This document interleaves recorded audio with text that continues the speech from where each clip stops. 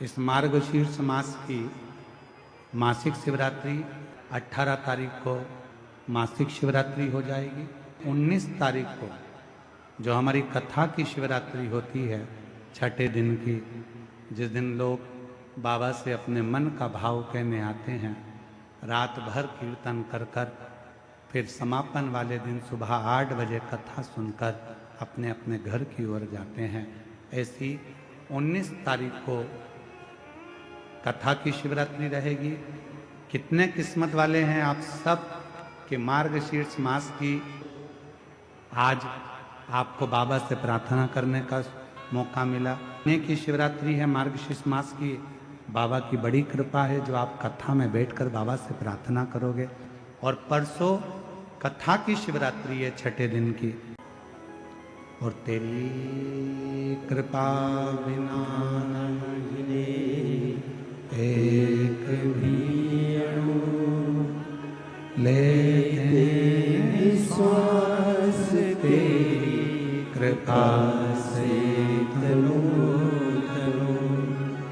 बखान क्या करूं मैं राखों के ढेर का, चपटी बहुत में खजाना कुबेर का। हे गंगाधर मुक्ति द्वार ओंकार तू, आयो शरण तिहारी शंभु तार कर तू।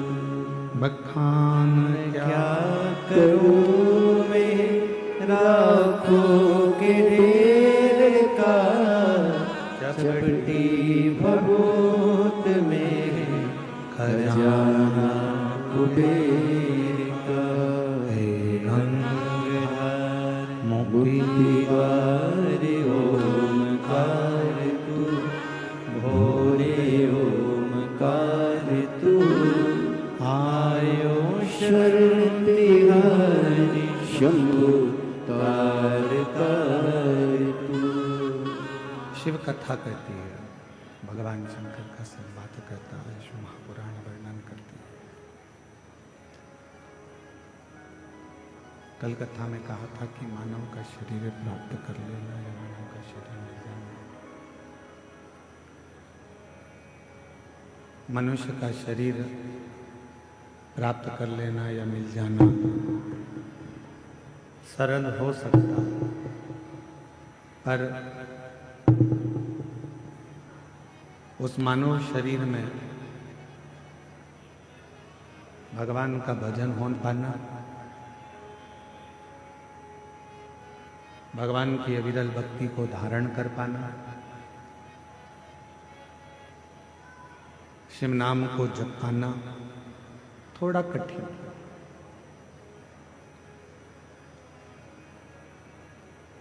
दुनिया में धन वाले बहुत होंगे, आप भी जितने बैठे हो किसी के पास धन की कमी नहीं है, संपदा की कमी नहीं है, वैभव की कमी नहीं है।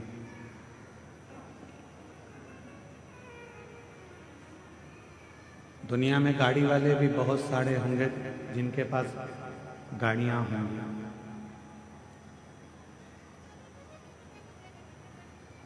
दुनिया में बंगले वाले भी बहुत होंगे जिनके पास में बंगला होगा, वैभव होगा, बहुत प्रॉपर्टी होगी, जमीन होगी। गाड़ी वाले, रिक्शे वाले, धन वाले, संपदा वाले, वैभव वाले, बंगले वाले, जमीन वाले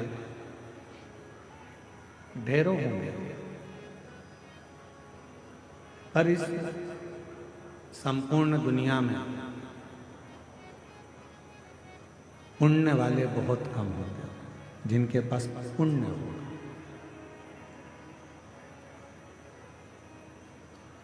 गाड़ी हो जाना बहुत बड़ी बात नहीं है, बंगला हो जाना बहुत बड़ी बात नहीं, जमीन या जायदाद, प्रॉपर्टी, ये सब कुछ हो जाना बहुत बड़ी बात नहीं है, पर सबसे बड़ी बात एक ही है, पुण्य वाला हो जाना। जिसके पास में पुण्य है उसके पास में किसी चीज की कभी कमी नहीं आती। जब पुण्य क्षीण हो जाता है तो फिर कुछ नहीं हो पाता।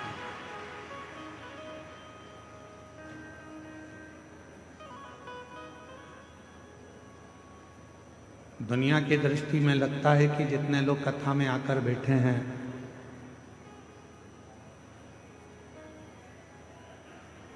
बड़े बड़े पैसे वाले लोग सोचते हैं कि कथा में तो साधारण से लोग जाकर बैठते हैं, पैसे वाला क्या करेगा कथा में जाकर, धन वाला क्या करेगा पैसे कथा में जाकर।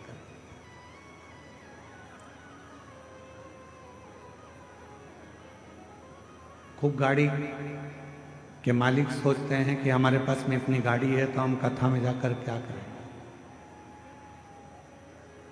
जिनके पास ढेरों जमीन है वो भी यही सोचते हैं कि हम कथा में जाकर क्या करें। पर उन्हें कौन समझाए,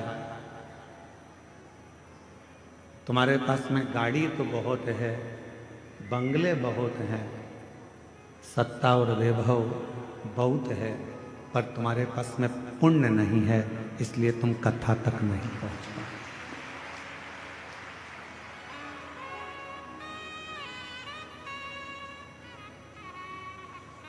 कथा तक शिव महापुराण की इस पवित्र कथा में बाबा वैद्यनाथ जी की पवित्र धरा पर भगवान शिव की इस पवित्र कथा में वही पहुंच पाता है जिसका पुण्य प्रबल हो गया, जिसका पुण्य प्रबल है। वरना कठिन है कि आप कथा तक पहुंच पाए।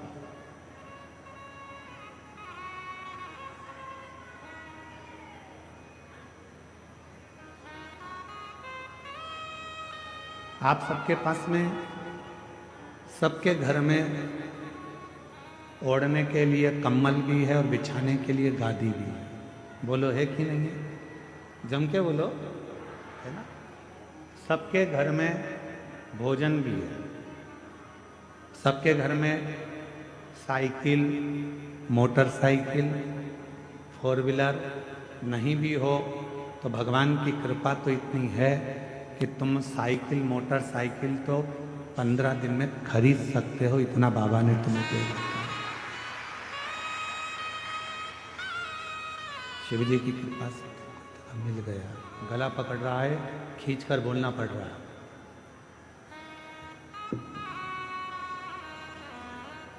पंद्रह दिन में तुम मोटरसाइकिल भी खरीद सकते हो, वैभव भी तुम्हारे घर में सब है, गादी भी है, ओढ़ने का भी है, तकिया भी है, भोजन भी है, सब कुछ है।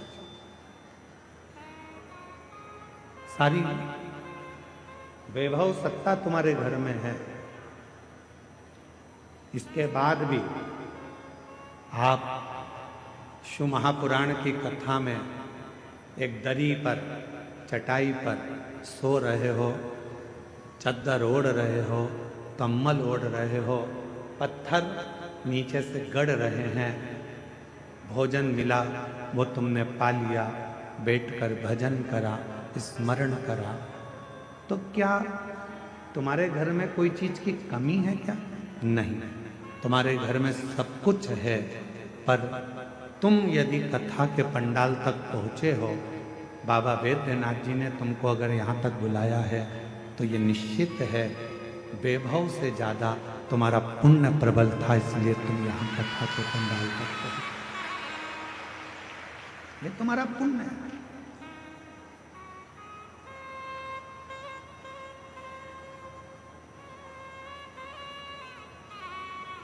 और जब तक जमीन, जायदाद, वैभव, सत्ता कुछ भी हो आपके पास, और शंभु शरणे बटनी मांगू घड़ी दुख काटो दया करीने दर्शन आपो, ओ शंभु शरण पड़ी, मांगो घड़ी रे घड़ी, दुख काटो, दया करीने दर्शन आपो। तो हो, गाड़ी तुम्हारे पास हो, बंगला तुम्हारे पास में हो, वैभव तुम्हारे पास में, सत्ता तुम्हारे पास में हो, तुम्हारे पास में जमीन हो, जायदाद हो, सब कुछ तुम्हारे पास में हो, पर इन सबसे ज़्यादा जरूरी है आपके पास में आपका पुण्य होना। पुण्य नहीं है तो फिर आपका वैभव, आपकी गाड़ी, आपका बंगला किसी काम का नहीं। जैसे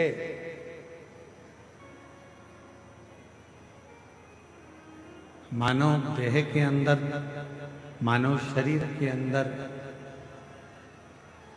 दया का होना जरूरी है, उसी तरह अपनी जिंदगी में थोड़ा सा पुण्य का होना जरूरी है।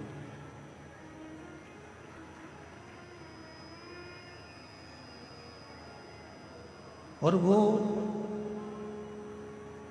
पुण्य ही हमें परमात्मा तक लेकर जाता है, वो पुण्य ही हमें सत्संग तक लेकर जाता है, वो पुण्य ही हमें सद्गुरु की शरणागति तक लेकर जाता है। एक बार फ्लाइट में सफर करो तो वहां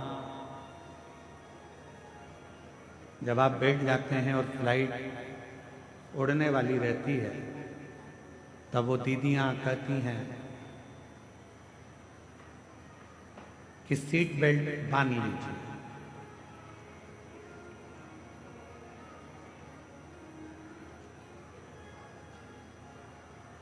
फिर वो कहती हैं कि जब ऑक्सीजन की कमी होगी, अपने आप ऑक्सीजन लेने के लिए कैप नीचे आएगा, आप उसको लगा लीजिए, पर दूसरे को सहायता देने से पहले उस ऑक्सीजन कैप को आपको लगाना पड़ेगा।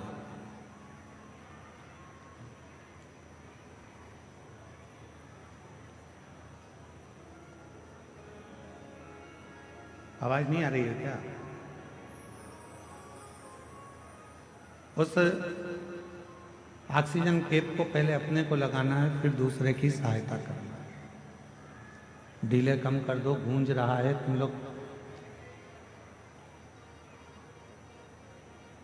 पहले ऑक्सीजन कैप अपने को लगाना है, फिर दूसरे को सहायता करना है। शिव महापुराण की कथा भी यही कह रही है। भगवान शंकर का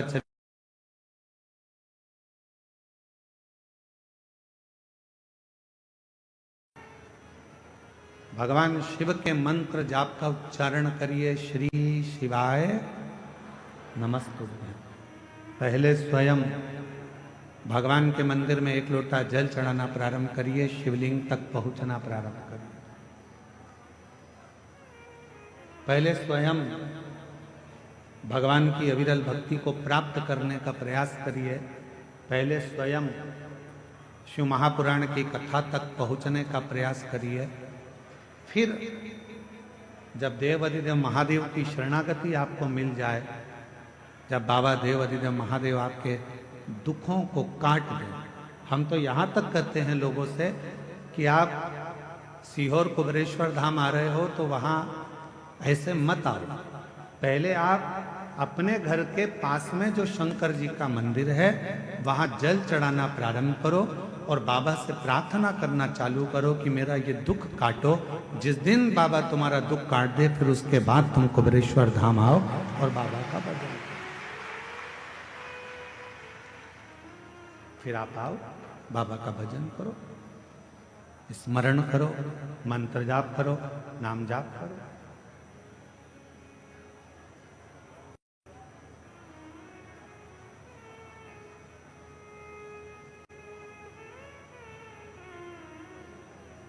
आपकी और हमारी आदत क्या है?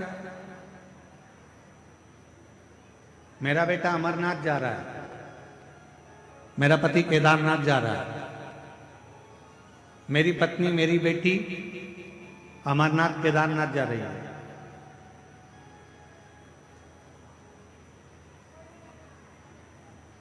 फिर उस बेटा बेटी से पूछो, क्यों तुम अपने घर के पास में कभी नजदीक वाले शंकर जी के मंदिर गए हो? नहीं, हम कभी नहीं गए। अब ईमानदारी से बोलो, जब तुम पास में शंकर जी का शिवालय है, पास में शंकर जी का मंदिर है, वहां एक लोटा जल चढ़ाने नहीं गए और केदारनाथ और अमरनाथ में भगवान को ढूंढने जाओगे तो बाबा भोलेनाथ मिलेगा? और हमारी बात बिल्कुल मत मानो, बिल्कुल हमारी बात मानने की जरूरत नहीं है। आप तो महाभारत का चरित्र देखिए। महाभारत के चरित्र में जब युधिष्ठिर, नकुल, सहदेव, अर्जुन, भीम सब भगवान कृष्ण के सामने हाथ जोड़कर खड़े हो गए और कह दिया कि हमारा तो पूरा वैभव चलेगा,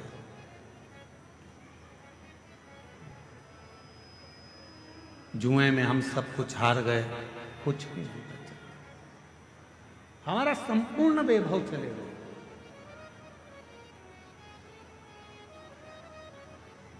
जुए में हम सब कुछ हार चुके हैं, हमारे पास में कुछ नहीं, कुछ भी।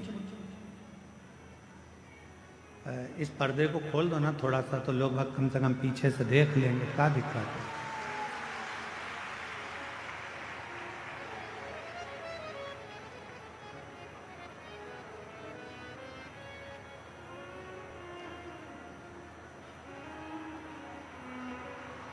ऊपर चढ़ के और खोल दो थोड़ा सा।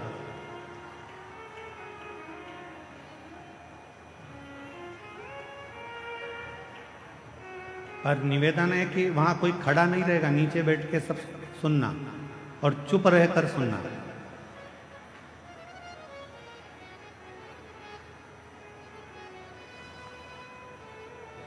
शंभू,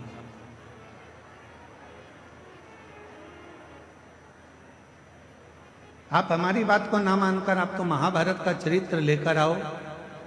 गीता प्रेस गोरखपुर के महाभारत का पूरा एक आनंदमय चरित्र को लेकर आइए और उस महाभारत के चरित्र को घर में बैठकर थोड़ा सा पढ़ो।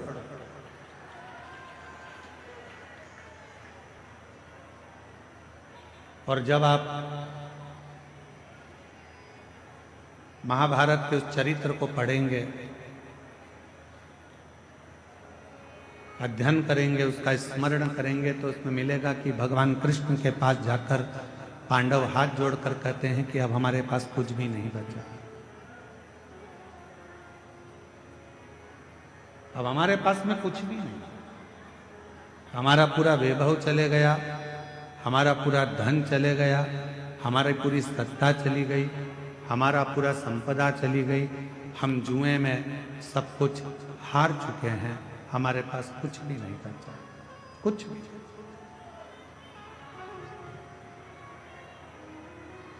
अब हमारे पास में कुछ भी नहीं है तो हम क्या करें? पांडवों की दशा देखकर भगवान कृष्ण ने कह दिया कि तुम एक काम करो कि भगवान शंकर का भजन करो। थोड़ा सावधानी पूर्वक कथा सुनिएगा, ध्यान लगाइएगा।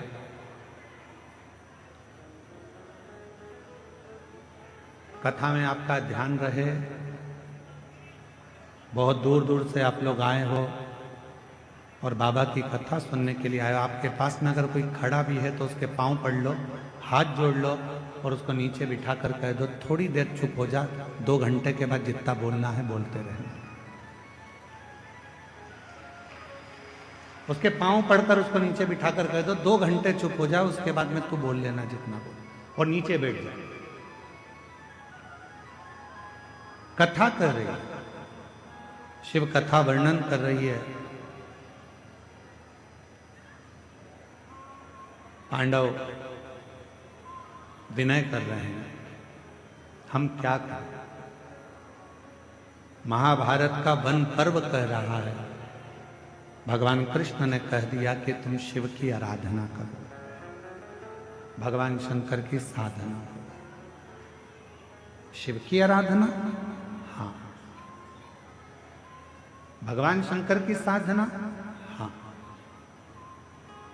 इतने में भीम ने कहा कि एक काम करते हैं, अगर शिव जी की ही आराधना करना है, साधना करना है, और शंकर भगवान यदि हमें सब कुछ दे सकते हैं, तो हम सीधे कैलाश पर चले जाते हैं।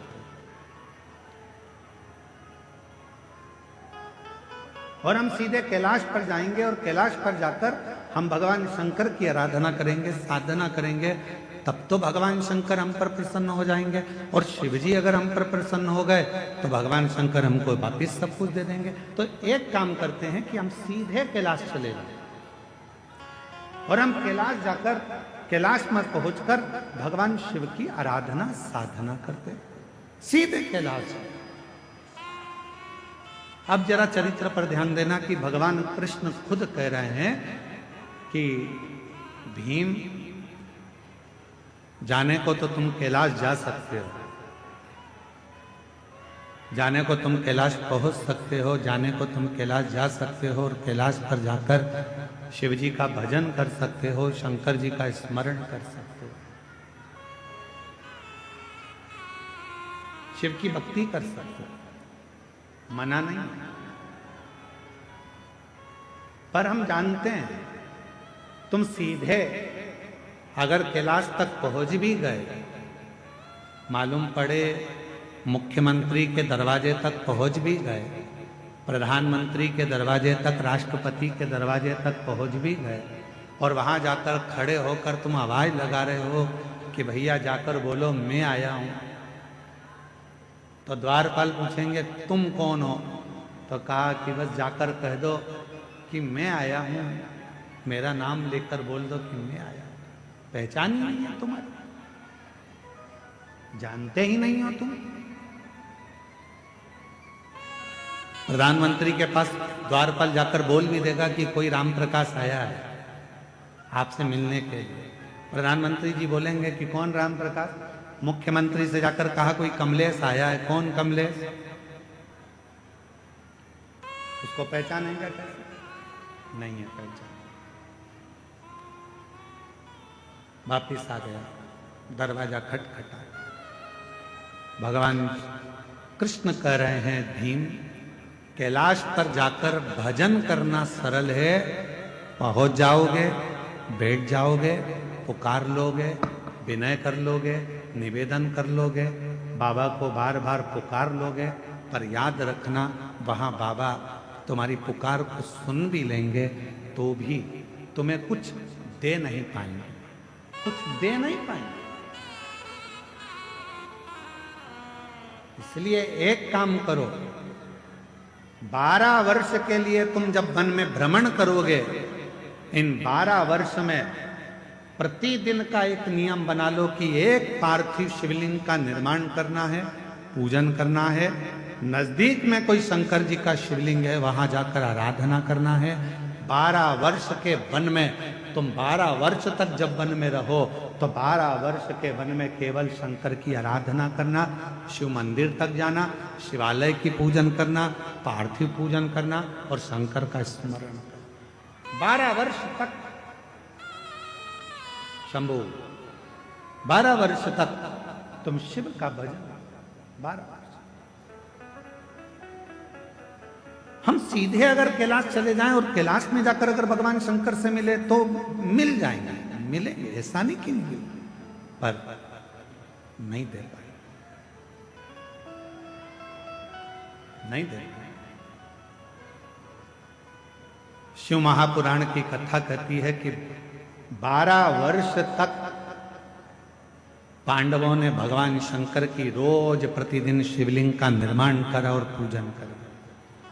एक समय ऐसा आ गया कि भीम के मन में आया कि नियम सबने लिया है तो थोड़ी सी मैं जरा हंसी उड़ा लूं, और भीम ने क्या करा, एक पेड़ को काटकर उसकी जड़ को लिया, जड़ को गोल घुमाकर एक जगह पर रख दिया और अर्जुन से जाकर कह दिया कि ये शंकर का शिवलिंग है और तू पूजन कर। अर्जुन को नहीं मालूम था कि ये शंकर का शिवलिंग है या जड़ है, उसने तो शिवलिंग माना और अर्जुन ने शिवलिंग मानकर उसकी आराधना कर ली, साधना कर ली, जल चढ़ा लिया, पूजन कर ली, बेलपत्र चढ़ा दी, भक्ति कर ली, पंचाक्षर मंत्र का जाप कर लिया, षडाक्षर मंत्र बोल लिया, ओम नमः शिवाय बोल लिया, नमः शिवाय बोल लिया। अर्जुन ने बारंबार शिव जी को प्रणाम कर लिया, दंडवत कर लिया। थोड़ी देर बाद भीम आकर बोलता है, जिस शिवलिंग पर तुमने जल चढ़ाया अर्जुन, जिस शिवलिंग पर तुमने बेलपत्र चढ़ाया अर्जुन, जिस शिवलिंग को तुमने भोग लगाया अर्जुन, जिस शिवलिंग को तुमने नमः शिवाय कहा अर्जुन, जिस शिवलिंग को तुमने षडाक्षर मंत्र ओम नमः शिवाय का स्मरण जाप किया है, जिस शिवलिंग के सामने, ये शिवलिंग नहीं है अर्जुन, ये तो मैंने एक पेड़ की जड़ को उठाकर रख दिया था और ये शिवलिंग नहीं है। तुम चाहो तो मैं अभी इसको उठाकर दूर फेंक कर बता देता हूं। इतने में अर्जुन ने कहा, भीम भले तुमने पेड़ की जड़ काट कर रखी हो, पर मेरा विश्वास करता है कि मैंने जल चढ़ाते समय इसको शंकर मान लिया, तो ये वृक्ष की जड़ भी शंकर हो गई, ये वृक्ष की जड़ भी शंकर हो गई है, शिव हो गया है, इसमें शंकर का अंश विराजमान हो गया है, अब ये शिव हो गया, अब तुम इसे उठा नहीं सकते। भीम ने कहा, मैं लेकर आया हूं और यदि मैं लेकर आया हूं तो मैं इसको उठा सकता। अब भीम अर्जुन से कहता है, देखो मैं अभी उठाकर बताता हूं। भीम ने उस जड़ को उठाने का प्रयास करा, खूब प्रयास करा, पर वो जड़ तिल मात्र भी हिल ना सकी। तब भीम ने हाथ जोड़ लिए कि यहां शंकर विराजमान हो गए। शुभ भटक लो।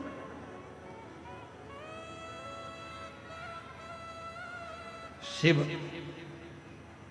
थोड़ी परीक्षा लेते हैं।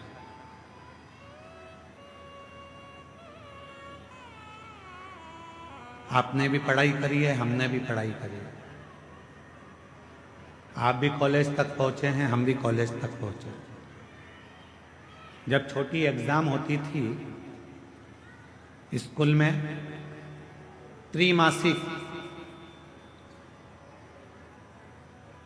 3 महीने की, 6 मासिक, बोलो सही है, 6 महीने की, और इसके बाद 12 मासिक 12 महीने की एग्जाम होती थी, परीक्षा होता था। छोटी एग्जाम 3 महीने में हो जाती थी, फिर 6 मासिक, इसके बाद में 12 मासिक परीक्षा, वार्षिक परीक्षा हो जाती थी। धीरे धीरे जब हम रोज प्रतिदिन भगवान शंकर के मंदिर में 1 लोटा जल चढ़ाते हैं, तो धीरे धीरे मेरा भोले बाबा आपकी रोज थोड़ी थोड़ी परीक्षा लेता रहता है और उन परीक्षा में हमको पास करते रहता है। और एक बार जब हमारी जिंदगी की पूर्ण परीक्षा हो जाती है, तो मेरा भोलेनाथ फिर वार्षिक परीक्षा का रिजल्ट तुम्हारे हाथ में दे देता है। फिर मेरा शिव, मेरा शंकर, मेरा उघड़दानी, त्रिकालदर्शी, फिर वो रिजल्ट तुम्हारे हाथ में देता।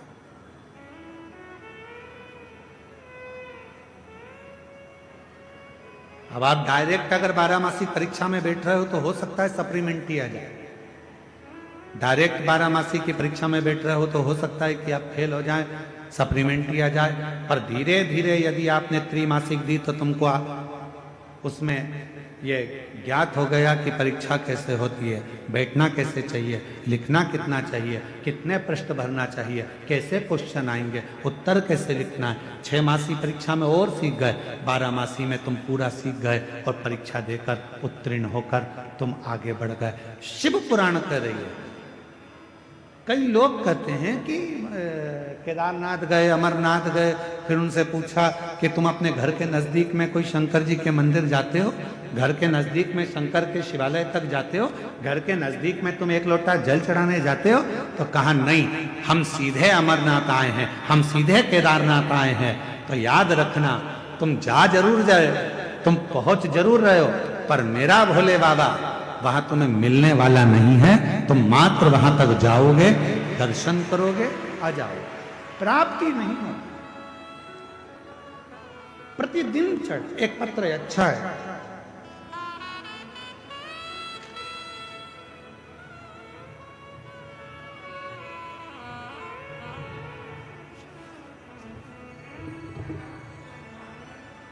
मेरा नाम वंदना देवी है। मैं बिहार के बेगूसराय जिले से हूं। कहीं बैठी हो तो हाथ हिला सकती हूं। वंदना देवी बिहार के बेगूसराय जिले से है। कहीं बैठी हो तो हाथ हिला सकती हैं। आप ही हैं, हाथ हिला दो सर। आ जाइए, एक बेलपत्र ले जाइए। मैं बिहार के बेगूसराय जिले से आई हूं। एक लोटे जल का मैं क्या वर्णन करूं गुरुदेव। पत्र को आप लोग एलईडी पर पढ़ सकते हो हमारे साथ में, जो एलईडियां लगी हैं आस्था चैनल पर चल रहा है, पत्र साथ में पढ़ सकते हो। एक लोटे जल का मैं क्या वर्णन करूं बाबा, मुझे क्या नहीं दिया, मुझे वो सब दे दिया जिसका मुझे आस नहीं था। गुरुदेव, मेरे पति का इलेक्ट्रॉनिक का शोरूम था। एक दिन सुबह में हमें पता चला कि हमारे दुकान में शॉर्ट सर्किट की वजह से आग लग गया। गुरुदेव, करोड़ों रुपए का नुकसान हो गया। हम लोग जीरो पर आ गए। फिर मेरे पति को टेंशन होने लगा, जिसके कारण मेरे पति बहुत बीमार रहने लगे। एक आदमी घर पर आया देखने, मेरे पति को फिर बोला कि ऐसे बैठने से तबीयत और खराब होगा, आप फिर से दुकान खोल लीजिए। गुरुदेव, मेरे पति बोले उतना पैसा मैं कहाँ से लाऊंगा। वो आदमी बोला किसी तरह से पैसा का इंतजाम कीजिए। कुछ पैसा मेरे परिवार वालों ने दिया, कुछ पैसा लोन से ले लिया। फिर उस आदमी को हमने 25 लाख रुपए दे दिए। उस आदमी को हमने 25 लाख रुपए दे दिए। वो आदमी बोला कंपनी में रुपया भेज दिया है, 10 दिन में आपका माल आ जाएगा।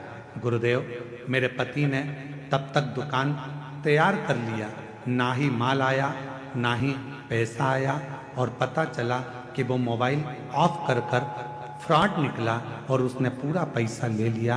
अब 25 लाख भी चले गए, जो दूसरों से मांगे थे, लोन पर लिए थे, वो भी चले गए। गुरुदेव, मेरे पति टेंशन में बीपी बढ़ गया, शुगर बढ़ गया और उनको लकवा मार गया। मेरे पति को पैरालिसिस हो गया, लकवा मार गया। गुरुदेव, दिन भर रोती, पति उठ नहीं पाता, चल नहीं पाता। दुकान में आग लग गई, 25 लाख रुपए कोई फ्रॉड कर कर ले गया। पूरा पति का शरीर बेकार हो गया। बीपी की गोली खाता रहते, पति पलंग पर पड़े रहते, क्या करते। तभी मन में आया कि पति, मैं और बच्चे सब आत्महत्या कर लें। और ऐसा विचार कर कर आत्महत्या का विचार करा। उसी समय पर बस रात को करने वाले थे कि सुबह के समय पर टीवी चालू करी और उस टीवी पर आपकी कथा आ रही थी। उस कथा में आपने कह दिया एक लोटा जल सारी समस्या का हल, बस वो सुन ली। गुरुदेव, वो सुनकर उसी क्षण शंकर जी के मंदिर में जाकर खूब रोई, एक लोटा जल चढ़ाया, घर आई। इतनी देर में पास की दीदी, मैं उनको देवरानी कहती थी, वो आई। उन्होंने बताया सियोर वाला महाराज कहता है पशुपति नाथ का व्रत कर, अगर पशुपति व्रत करा तो निश्चित है बाबा सुनेगा। मैंने पशुपति नाथ का व्रत किया। पड़ोसी से थोड़ा सा पैसा मांगकर मैं सीहोर चली गई। सीहोर में जाकर वहां कंकर की पूजन करी, कंकर उठाकर लेकर आ गई। जिस दिन से कंकर लाई उस दिन से उसकी पूजन करने लगी, कुबेरेश्वर बाबा को नमन करने लगी, श्री शिवाय नमस्तुभ्यम बोलने लगी। 2 बार पशुपति व्रत करा। बाबा ने ऐसी कृपा करी कि मेरे पति को एक व्यापारी ने उधार में माल दिया और बाबा की कृपा से मेरा शोरूम वापिस भरा गया। धीरे धीरे मेरे की तबीयत ठीक हो गई। बाबा की ऐसी कृपा हुई कि जो गया था, मेरे बाबा की कृपा से आज बाबा ने फिर करोड़पति बना दिया। ये शिव बाबा, क्या कुबेरेश्वर धाम का कंकर इतना फल देता है?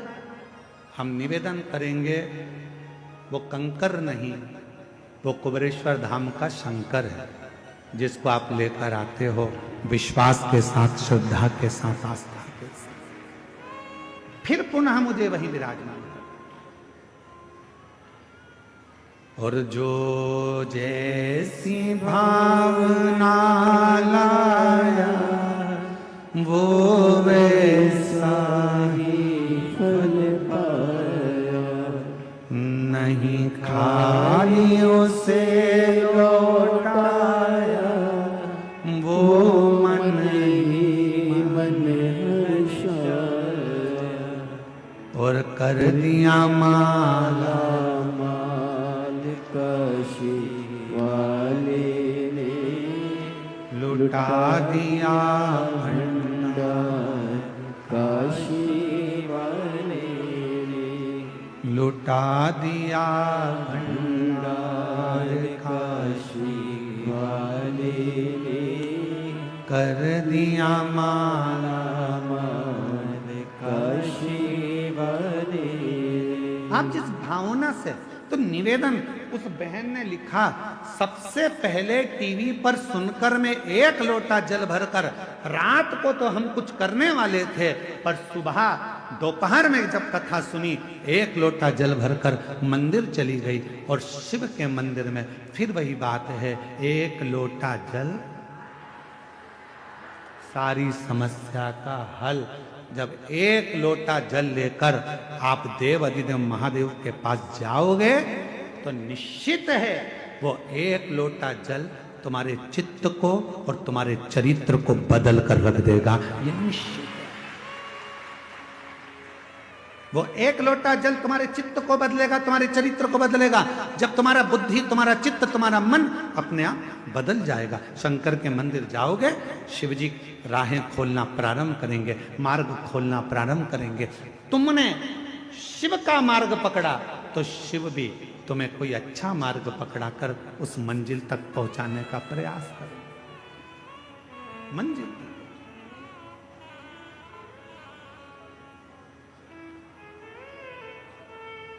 इसीलिए आपको कथा में कहा था, वो लाइन तो आपको भी याद होगी, ऐसे दयालु नाथ, सब बोलो सब, रिश्ता बनाए, ऐसे दयालु नाथ से रिश्ता बनाए, मिलता रहेगा आपको जो कुछ भी चाहिए, मिलता रहेगा आपको जो कुछ भी चाहिए।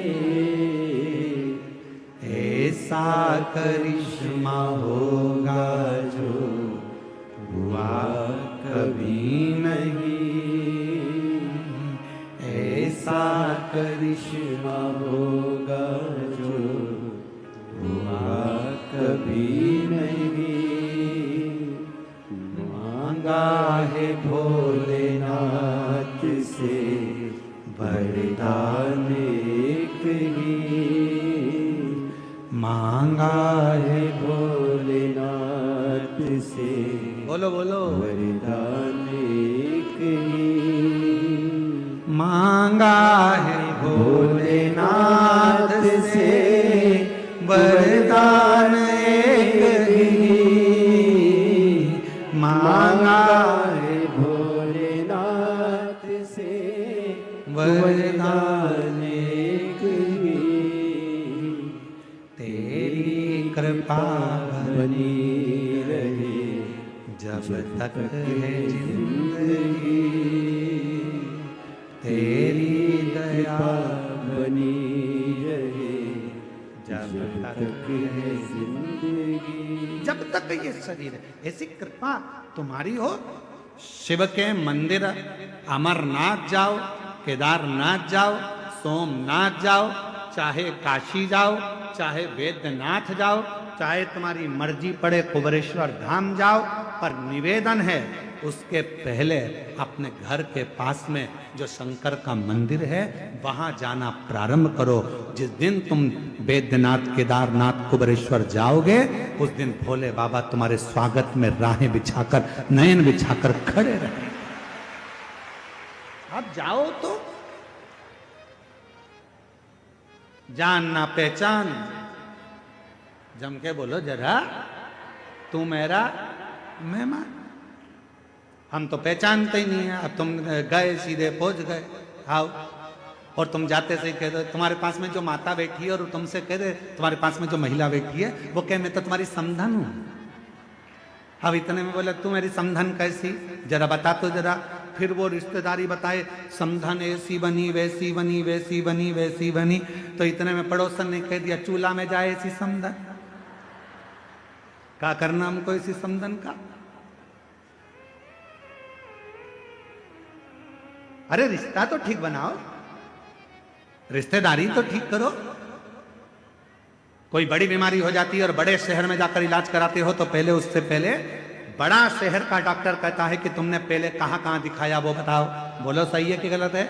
पहले बताओ कहां कहां दिखाया, फाइल लाओ। फिर तुम फाइल लाओगे, साहब हमने ये बेगूसराय दिखाया था, फिर हम पटना गए, फिर पटना के बाद हम यहाँ दिल्ली आए हैं, अब ये दिल्ली में आपको दिखा रहे हैं। फिर दिल्ली में अगर काम नहीं होता मुंबई जाएंगे, मुंबई में दिखाएंगे। तुम पहले अपने गांव में दिखाए, गांव से फिर बड़े पटना तक पहुंचे, पटना से फिर दिल्ली तक पहुंचे। उसी तरह धीरे धीरे बढ़ोगे। फाइल आखिरी में बड़ा डॉक्टर देखेगा तो देख कर कहेगा कि लाओ अब फाइल में देखता हूं, और पीछे के सारे रिकॉर्ड देखने के बाद फिर वो निर्णय देगा कि तुमको ये बीमारी है और इसका इलाज यहाँ हो सकता है, तुम चिंता मत करना, मैं तुम्हें ठीक कर कर भेज दूंगा, बिल्कुल चिंता मत करो, तुम्हें आराम है। क्या मतलब फिर डायरेक्ट पहुंच गए तुम तो?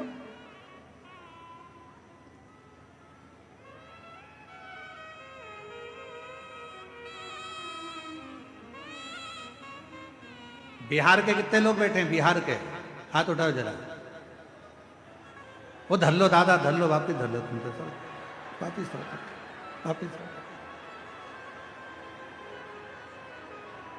झारखंड के कितने बैठे जरा हाथ उठाओ। अरे तुम भी रख लो, नीचे रख लो, तुम धरो नीचे, वापिस। अच्छा ये बात बताओ कि चुनाव करके डायरेक्ट आ गए हो क्या?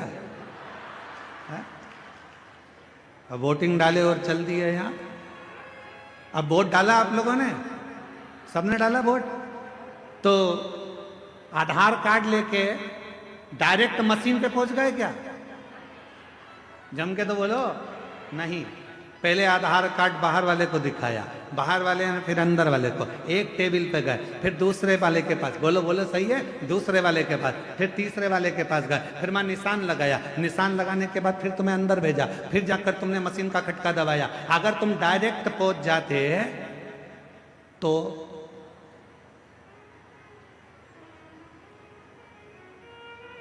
बोलो बोलो बोलो, तेरा क्या होगा कालिया? डायरेक्ट पहुंच जाते तो फिर क्या होता?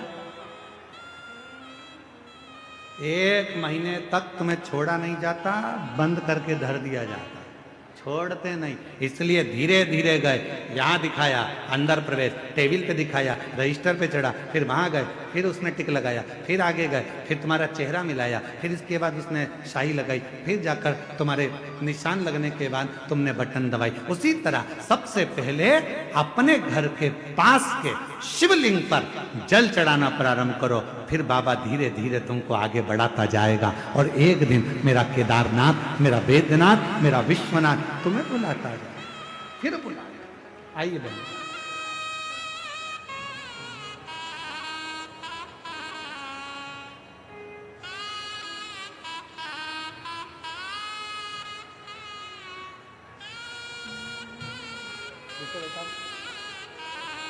ऐसे दयालु नाथ से रिश्ता बनाए। पूरा इलेक्ट्रॉनिक का शोरूम जल गया था। एक व्यक्ति आया, उसने कहा कि 25 लाख का मैं माल भर दूंगा। परिवार से मांग कर और लोन लेकर 25 लाख दिए, वो लेकर चले गया, मोबाइल बंद कर लिया। दर दर भटकती रही। पति पूरा शरीर पैरालिसिस में हो गया, पलंग पर गिर गया।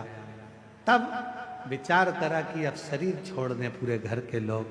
रात को प्लान था, सवेरे शंकर के मंदिर कथा सुनकर चली गई और बाबा ने ऐसा हाथ पकड़ा कि आज बाबा ने वापिस जहीं पर थी वहीं पर ले जाकर बिठा। ऐसे दयालु नाथ से रिश्ता बनाए, ऐसे दयालु नाथ से रिश्ता बनाए।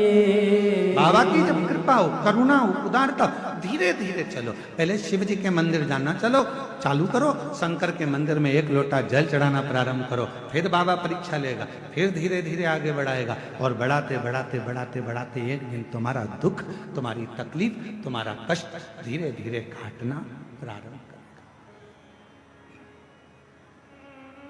अभी हमारे वो श्री रमेश रेखा ठकराल जी, मोना ठकराल जी, नरवाना हरियाणा से मुख्य यजमान है।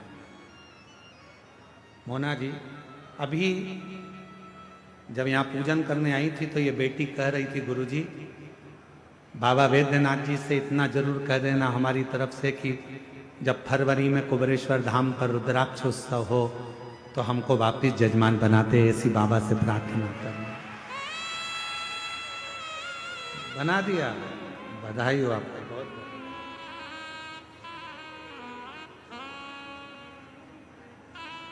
ऐसी शिव से प्रार्थना वो कराए, धीरे धीरे बढ़िए, धीरे भजन करते करते, भगवान का मंत्र जाप करते करते, नाम जाप करते हुए, स्मरण करते हुए आगे बढ़ो। सीधे नहीं। भीम ने तो ये सोच लिया था कि मैं कैलाश जाऊंगा, भगवान शंकर की आराधना करूंगा, शिव जी से आराधना कर कर मेरा खोया हुआ जितना राज्य है, जो खोया हुई संपदा है, जो मेरा पूरा राज्य चले गया, सब कुछ खो गया, उसको मैं वापिस प्राप्त कर लूंगा। पर नहीं, नहीं, भगवान कृष्ण ने कहा ऐसा मत करो। रोज पार्थिव पूजन करो, रोज शिव जी के मंदिर में 1 लोटा जल चढ़ाओ, रोज शंकर का भजन करो, रोज। हम क्यों कहते हैं कि अपने घर के दरवाजे पर श्री शिवाय नमस्तुभ्यम लिख दो, अपने घर के दरवाजे पर एक स्टिकर ले जाकर चिपका दो, गाड़ी पर एक स्टिकर चिपका दो श्री शिवाय नमस्तुभ्यम का, दरवाजे पर चिपका दो। क्यों? जब कोई दुख की खबर आ रही होगी, कोई तकलीफ की खबर आ रही होगी, जो खबर देने वाला होगा सामने खड़ा होगा, दरवाजा बंद होगा, जितनी देर खड़ा रहेगा ऊपर लिखा हुआ श्री शिवाय नमस्तुभ्यम पड़ेगा। जब आप दरवाजा खोलोगे तो वो दुख की खबर भी अच्छी खबर में बदल जाएगी और आपके जीवन में खुशी।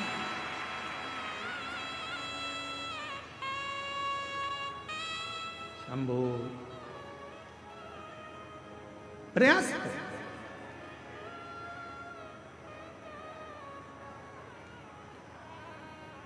जब आप भजन करें, स्मरण करें, मंत्र जाप करें, नाम जाप करें, नाम कीर्तन करें, जब आप श्री शिवाय नमस्तुभ्यम मुख से बोलें तो ये विचार करें कि हमें धीरे धीरे बढ़ना है, धीरे धीरे।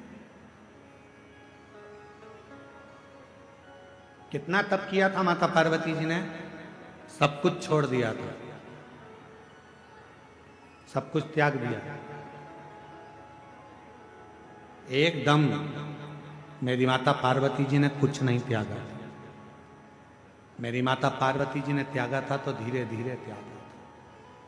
पहले भोजन त्यागा एक समय का, फिर फलहार लिया, फलहार त्यागा, फिर पत्तों का सेवन करा, वो भी त्याग दिया, फिर केवल श्वास लेती थी, वो भी धीरे धीरे छोड़कर नासिका के एक छिद्र से माता श्वास लेती और उसी छिद्र से छोड़ देती।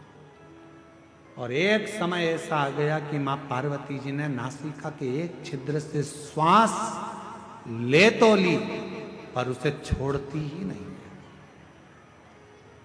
उसे छोड़ती नहीं। बहुत प्रयास किया, छूट नहीं। तब भगवान शिव को लगा कि ये प्राण त्याग देगी, अब मुझे जाना पड़ेगा, अब मुझे जाना पड़ेगा और मुझे जाकर दर्शन देना पड़ेगा।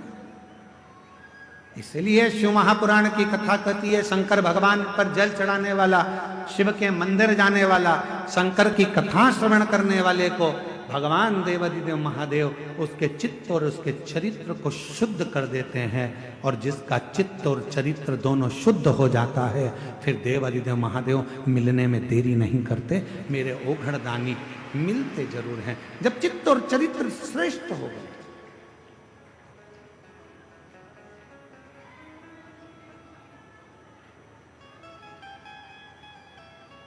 हम आपसे एक बात पूछे, जरा उत्तर दीजिएगा। आप में से कितनी माताएं जो अपने बेटे से कहती है बेटा मोबाइल देख ले? कोई बोलता है अपने बच्चे से कि मोबाइल देखो?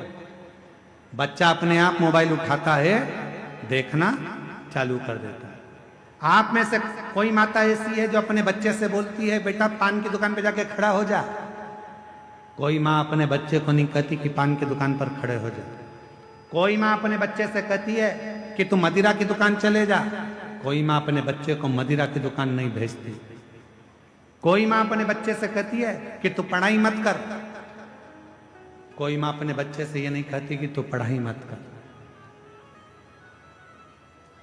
कोई माँ ये नहीं कहती अपने बच्चे से कि तू अपने दोस्त के साथ खेलने जा। कभी माँ नहीं कहती। माँ नहीं कहती, उसके बाद भी बच्चा अपने दोस्त के साथ खेलने जाता है। माँ नहीं कहती तो भी बच्चा मोबाइल चलाता है। माँ नहीं कहती, उसके बाद भी बच्चा गलत दुकान पर जाकर खड़ा हो जाता है। माँ नहीं कहती तो भी बच्चा गलत संगत में पड़ जाता है। तो फिर विचार करिए, तुमने नहीं कहा, उसके बाद भी गलत जगह पर ये बच्चा क्यों जा रहा है? ये बच्चा गलत क्यों कर रहा है? क्यों कर रहा है? तुमने बोला नहीं तो भी गलत काम कर रहा है, गलत संगत की ओर जा रहा है, गलत मार्ग की ओर जा रहा है। कारण क्या है? मतलब आपके घर के संस्कार उस बच्चे पर प्रभाव नहीं दे पा रहे हैं। आपके घर के संस्कार उस बच्चे को कम पड़ रहे हैं, इसलिए दूसरे की विसंगति उस बच्चे को बर्बाद करने में लग गई है। दूसरे की विसंगति, अपने नहीं बोले। बिना बोले बच्चा मोबाइल चला रहा है, बिना बोले बच्चा दोस्तों के साथ घूम रहा है, बिना बोले बच्चा रात को 10-10, 11-11 बजे तक आ रहा है, बिना बोले बच्चा मदिरा पान कर रहा है, बिना बोले बच्चा तंबाकू खा रहा है।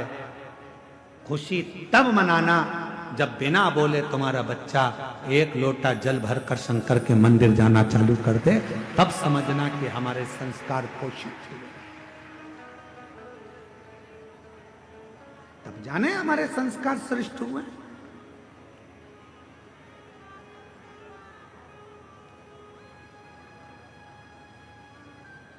अभी दीदी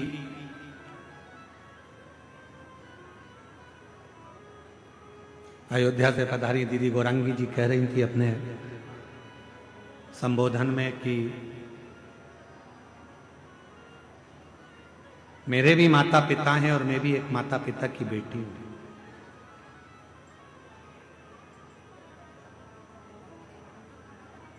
और दीदी कह रही थी कि सीहोर वाले महाराज जी कहते हैं कि अपनी प्रत्येक बेटी को, अपने माँ बाप को कन्यादान का मौका देना चाहिए। मैं दीदी से कहना चाहूंगा, ये कन्यादान का मौका कब मिलेगा? जब माता पिता अपनी बेटी को श्रेष्ठ संस्कार देना प्रारंभ करेंगे, तो वो कन्यादान का मौका अवश्य मिलेगा। हम मना नहीं करेंगे कि आप खूब अच्छे कॉलेज में बेटियों को पढ़ाओ। हमारी दिली तमन्ना होती है, हमारी खुद की इच्छा होती है कि अच्छे कॉलेज में बेटी पढ़े, अच्छी एजुकेशन करे, बड़े से बड़े शहर में रहे, सब कुछ अच्छी नौकरी करे, अच्छी जॉब करे, पर मेरा बेटियों से निवेदन है, इस संसार सागर में बहुत लोग मिलेंगे, पर तुम्हारे माता पिता जैसा दुनिया में कोई नहीं मिलेगा जो तेरे लिए हमेशा हित ही चाहते हैं, अहित नहीं। सब मिलेंगे, कोई अपना फायदा। अभी जैसे वो बहन ने लिखा, एक व्यक्ति आया कि तुम्हारी दुकान जल गई, तुम 25 लाख रुपए दे दो मेरे को, मैं तुम्हारी दुकान में माल मंगवा कर भेज दूंगा। पति तो पहले से में पड़े, सो तो कहाँ करे। 25 लाख ले गया, मोबाइल बंद कर कर बैठ। ऐसे ढेर मिलेंगे जो तुम्हारा केवल उपयोग करेंगे, थोड़ा धन दिखाएंगे, थोड़ा शरीर दिखाएंगे, थोड़ा वैभव दिखाएंगे और तुम्हें गलत संगति में, विकृतियों में लेकर जाएंगे। और एक दिन जब पूर्ण तरह से तुम उसके चुंगल में आ गए, फिर वो तुम्हें बर्बाद कर कर एक दिन मार कर, टुकड़े कर कर अटैची में भर कर फेंक देंगे। बहुत है।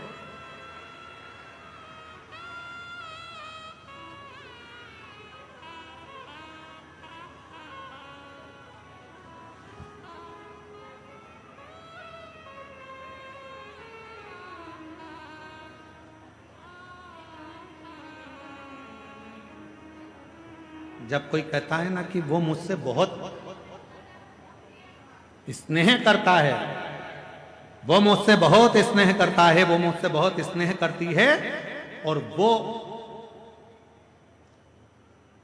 मैंने उसको अपने बातों में, अपने तरीके से उसको अपने काबू में कर कर रखा है।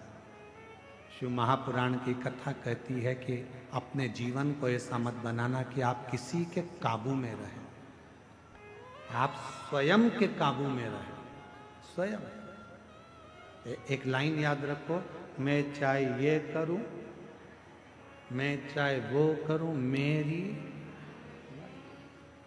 कोई तुमसे कहे कि मंदिर मत जाओ, मुझे पैदा करने वाले मेरे माँ बाप हैं, मुझे पढ़ाने वाले मेरे माँ बाप हैं। कोई तुमसे कहे कि तुम मंदिर मत जाओ, कोई तुमसे कहे शिव पुराण में मत जाओ, कोई तुमसे कहे शंकर का भजन मत करो, कोई तुमसे कहे बाबा बैद्यनाथ का दर्शन करने मत जाओ, कोई तुमसे कहे कहाँ इनके चक्कर में पड़ी हो, क्यों बाबा उनके चक्कर में पड़ी हो, क्यों कथावाचकों के चक्कर में पड़ी हो, क्यों सियोर वाले महाराज के चक्कर में पड़ी हो, क्यों शंकर के मंदिर में जा रही हो, क्यों पशुपति व्रत कर रही हो, क्यों दरवाजे पर श्री शिवाय नमस्तुभ्यम लगा रही हो। मोहल्ले के लोग, दुनिया के लोग, रिश्तेदार लोग यदि तुम्हारे पास आकर तुम्हें इस तरह का ज्ञान दे, तो उनके हाथ जोड़कर कहना, मुझे जन्म देने वाले तुम नहीं हो, मुझे पढ़ाने वाले तुम नहीं हो, मेरी परवरिश करने वाले तुम नहीं हो, मैं मेरे माँ बाप का खाती हूं, अपने विचार से जीती हूं, मैं किसी की सुनती नहीं। क्यों सुने हम, क्यों विचार करें?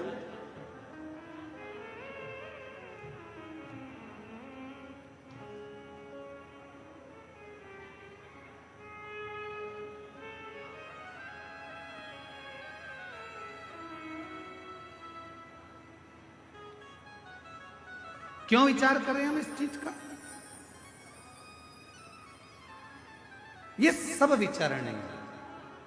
हम किसी के कहने पर नहीं चलते, हम तो बाबा के भरोसे चलते हैं, हम तो बाबा के भरोसे चलते हैं।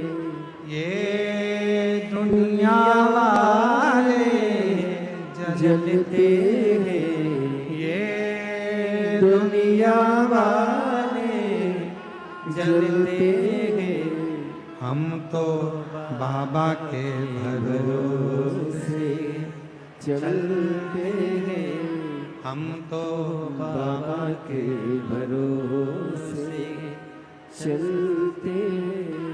डमरू वाले के भरोसे चलते हैं, काशी वाले के भरोसे चलते हैं, देवघर वाले के भरोसे चलते हैं। हम तो बाबा के भरोसे चलते हैं, शंभो बाबा के भरोसे चलते हैं। हम उसके भरोसे चलते हैं, हम किसी के कहने पर नहीं चलते।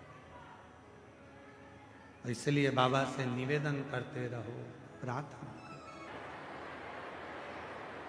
मेरे सिर पर रख दो अपना मस्त रहो तेरी मस्ती में, मेरे सिर पर रख दो अपना मस्त रहो तेरी मस्ती में। अब दया करोगे भोलेनाथ, मस्त रहो तेरी मस्ती में। आज और बाबा की बड़ी कृपा, जो देवघर की ये पवित्र भूमि, माँ 51 शक्तिपीठ में से एक शक्तिपीठ बाबा वैद्यनाथ की धरा, साथ में सब प्रार्थना करिए, विनय करिए।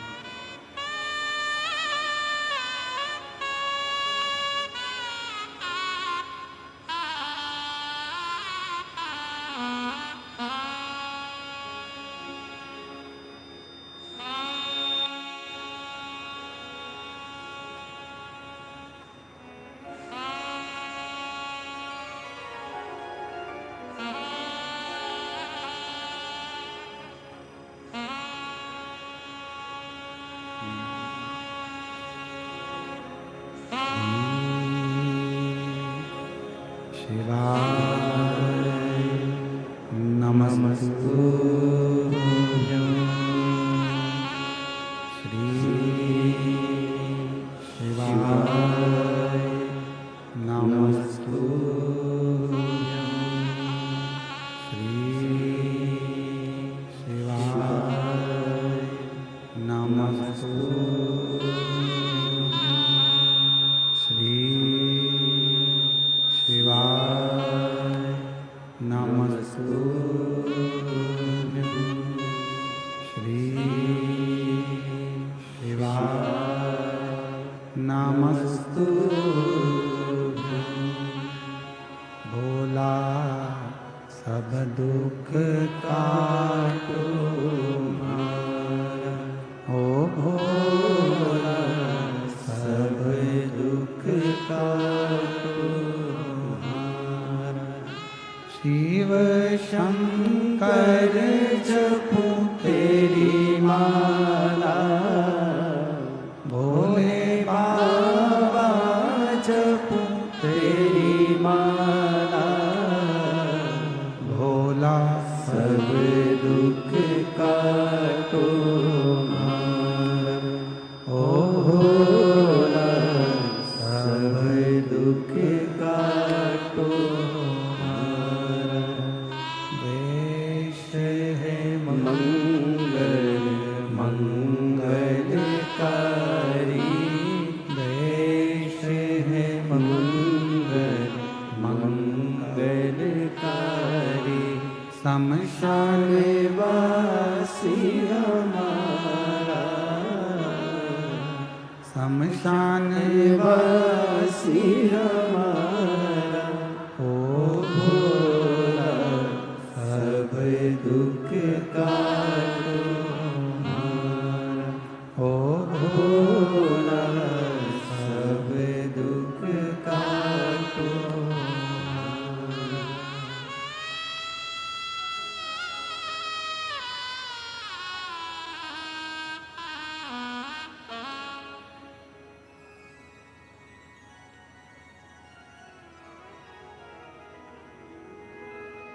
बाबा देवरिदेव महादेव, भगवान शिव ओघड़दानी, त्रिकालदर्शी, कैलाशी, अविनाशी, भगवान शंकर की कथा कह रहे, शिव महापुराण की कथा वर्णन कर रहे हैं।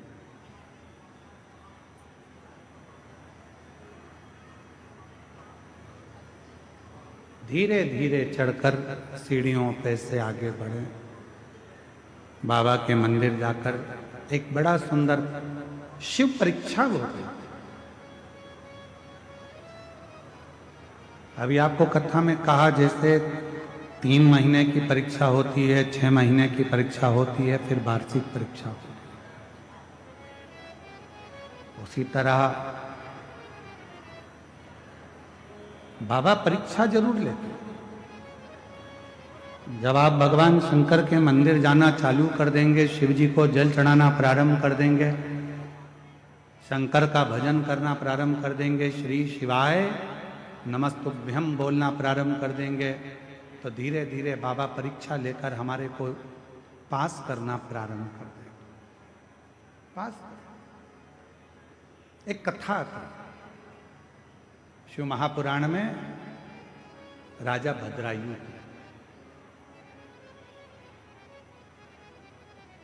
एक राजा भद्रायु हुए जिनके माता पिता भगवान शंकर के परम भगत थे, पर पूर्व के कर्म के अनुसार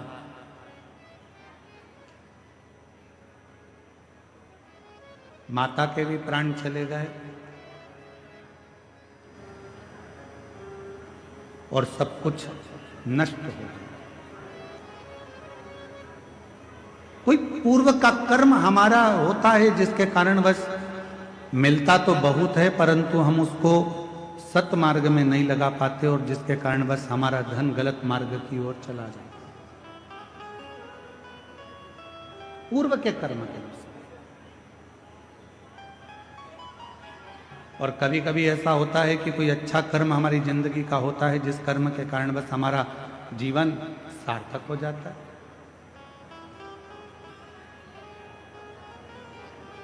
सरल हो जाता है।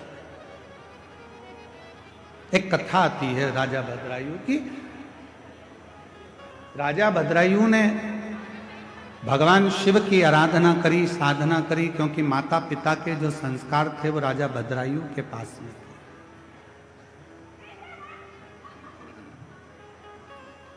और हम निवेदन करें आप सबसे कि बच्चों को कार भले ना दिलाओ, पर बच्चों को संस्कार जरूर दिलाओ।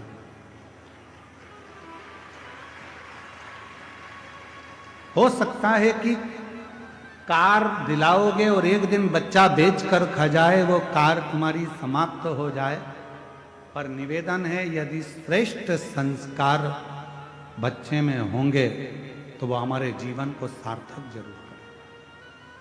श्रेष्ठ संस्कार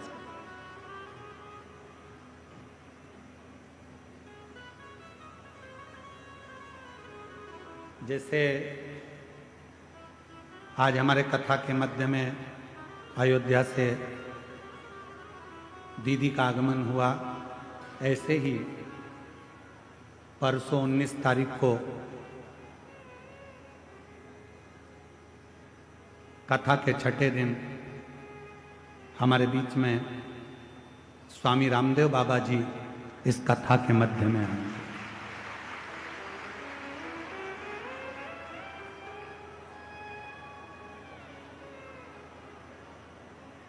परसों 19 तारीख को स्वामी रामदेव बाबा जी कथा के बीच में आएंगे। साथ ही आस्था चैनल के सीईओ माननीय प्रमोद जोशी जी साथ में आएंगे और स्वामी जी के ही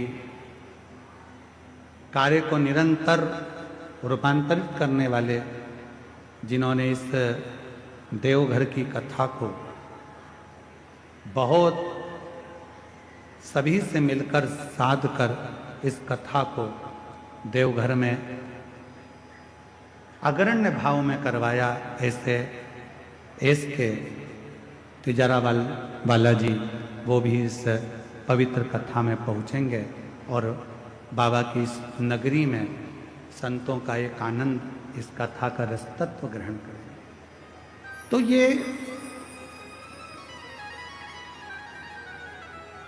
शिव कथा कर रही है, भगवान शंकर का चरित्र कर रहा है, शिव महापुराण की कथा कर रही है। एक भद्रायु नाम के राजा हुए और वो भद्रायु नाम के जो राजा थे वो भगवान शंकर के परम उपासक। शिव की साधना करना, शिव की भक्ति करना, भजन करना, स्मरण करना। उनकी धर्मपत्नी का नाम था कीर्ति मालिनी।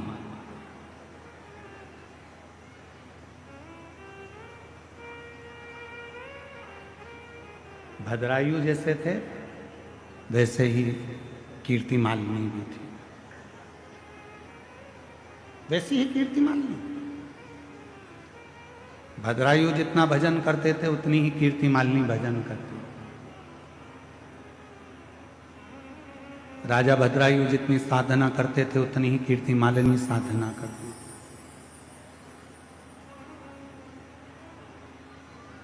अभी आपको कथा में कहा कि भगवान जिसको अपना बनाना चाहते हैं, भगवान जिसको बहुत कुछ देना चाहते हैं, भगवान जिसकी गोदी में खुशियां प्रदान करना चाहते हैं, उसकी परीक्षा जरूर है।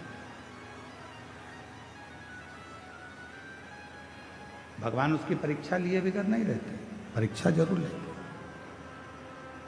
और बाबा देव अधिदेव महादेव ने परीक्षा ली।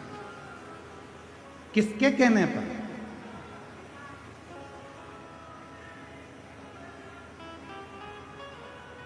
स्कंद पुराण का 531वें नंबर का प्रश्न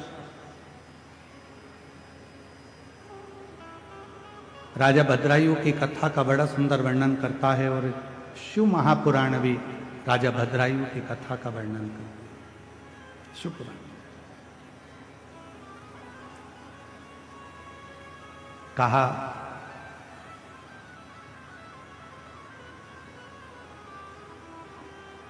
एक बार मां जगत जननी जगदम्बा अंबा भवानी मां पार्वती जी अपनी 2 सहेलियों के साथ जा रही थी।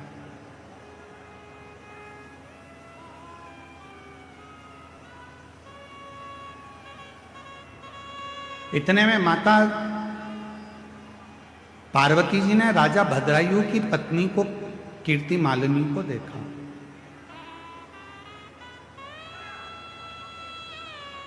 और राजा भद्रायु की पत्नी जब कीर्ति मालिनी दिखी, जहां शंकर भगवान का शिवलिंग था, जहां देवाधिदेव महादेव विराजमान थे, उस शिवलिंग के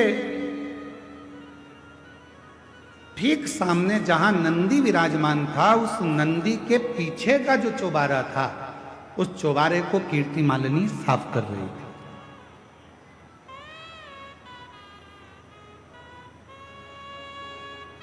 पार्वती जी की दृष्टि चली गई और मां जगत जननी जगदम्बा अंबा भवानी ने,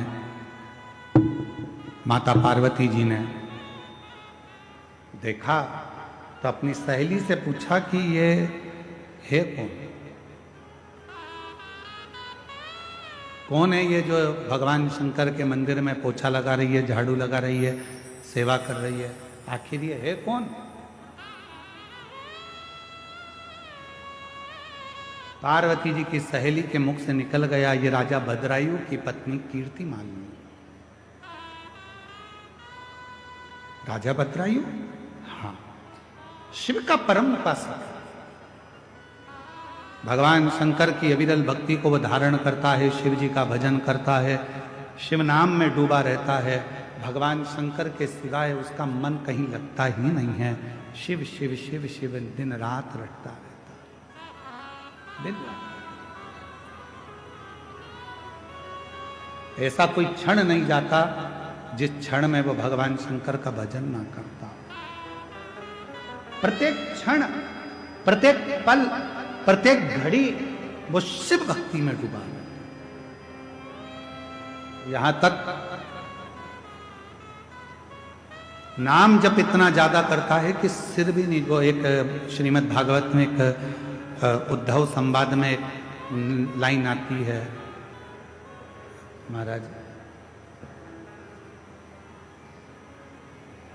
सर झुकाने की फुर्सत नहीं है, ऐसी एक लाइन उद्धव चरित्र में कथाकार बड़ी सुंदर उसको गाते हैं। यहाँ दम दम होती है पूजा, सर झुकाने की फुर्सत नहीं है,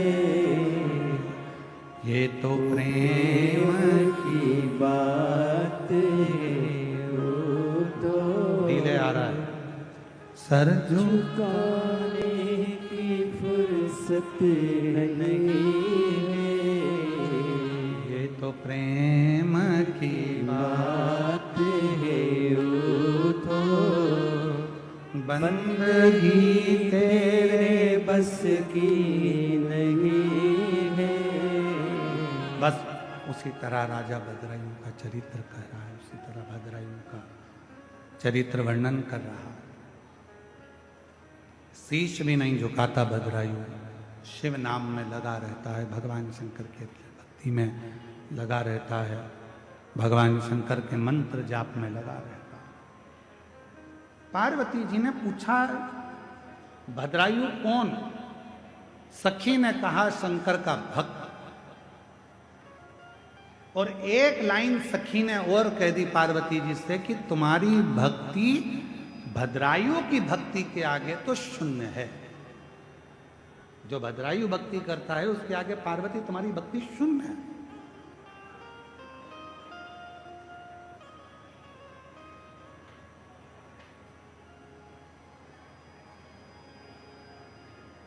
और दुनिया की बड़ी विडंबना है महाराज,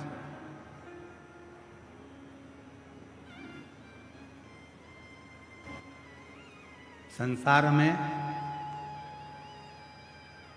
जितने भजन करने वाले होते हैं, जितना भक्ति करने वाले होते हैं, जितना मंत्र जाप करने वाले होते हैं, स्मरण करने वाले होते हैं, नाम कीर्तन करने वाले होते हैं, इनकी निंदा करने वाले 1000 गुना ज्यादा होते हैं, 1000 गुना ज्यादा। आप जितना जितना सत्कर्म में आगे बढ़ोगे उतने तुम्हारे निंदक बढ़ते चले। और अपने को नहीं डरना, आग लगे बस्ती में क्या किसको रोइए, हम तो बाबा के भरोसे।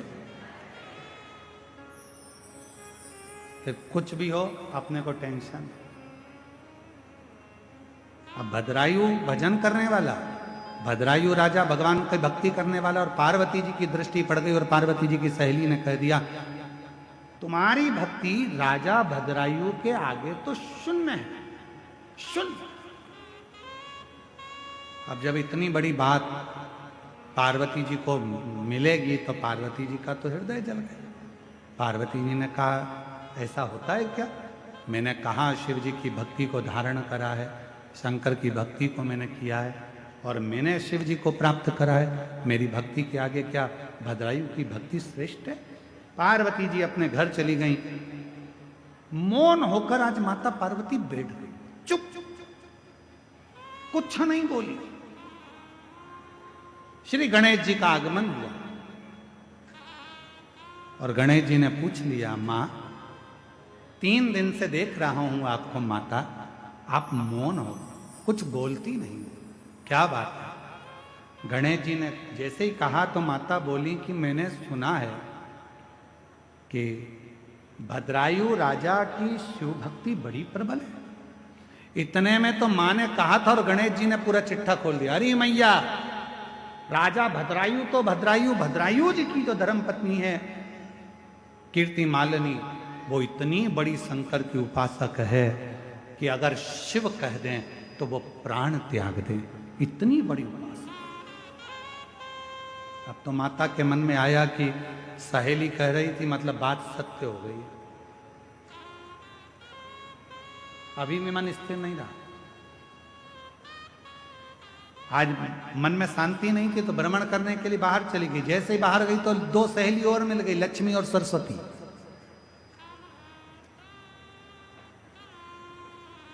दोनों ने पूछ लिया, क्या बात है पार्वती, आज तो आप बहुत चुप दिख रही हो। पार्वती जी बोली, बस ऐसे ही मन कर गया।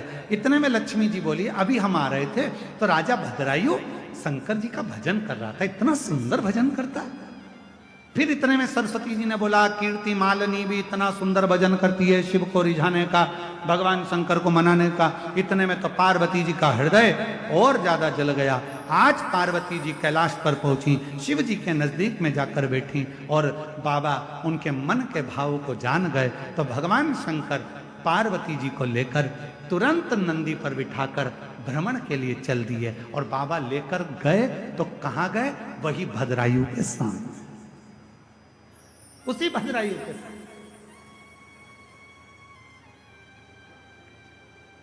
पार्वती जी ने पूछा, आप मुझे ये कहां लेकर आए?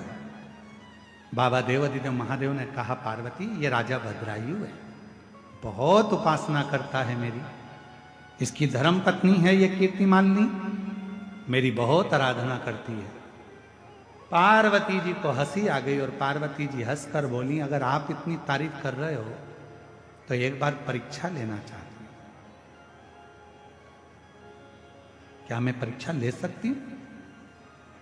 आपको एक बात कही थी कथा में, जो शंकर का भक्त होता है, जो शिव की उपासना करने वाला होता है, जो शंकर को एक लोटा जल चढ़ाने वाला होता है, जो शिव महापुराण की कथा को सुनने वाला होता है, उसकी परीक्षा कोई देवता नहीं ले सकता जब तक शंकर की आज्ञा ना हो जाए। शिव की आज्ञा ना हो तब तक उसकी परीक्षा कोई नहीं ले सकता। सोमवार का वो मंगलवार व्रत कर ले, शुक्रवार व्रत कर ले, गुरुवार का व्रत कर ले, रविवार का व्रत कर ले, तीज का व्रत कर ले, चतुर्थी का व्रत कर ले, दुनिया में कोई सा भी व्रत माताएं कर ले, पुरुष कर ले, शनिवार कर ले, मंगलवार कर ले, कोई भी व्रत आप कितने भी कर लो, किसी भी व्रत का फल आपको कोई देवता, जब तक शंकर भगवान कृपा नहीं करेंगे तब तक उस व्रत का फल तुम्हें कोई देवता दे नहीं सकता।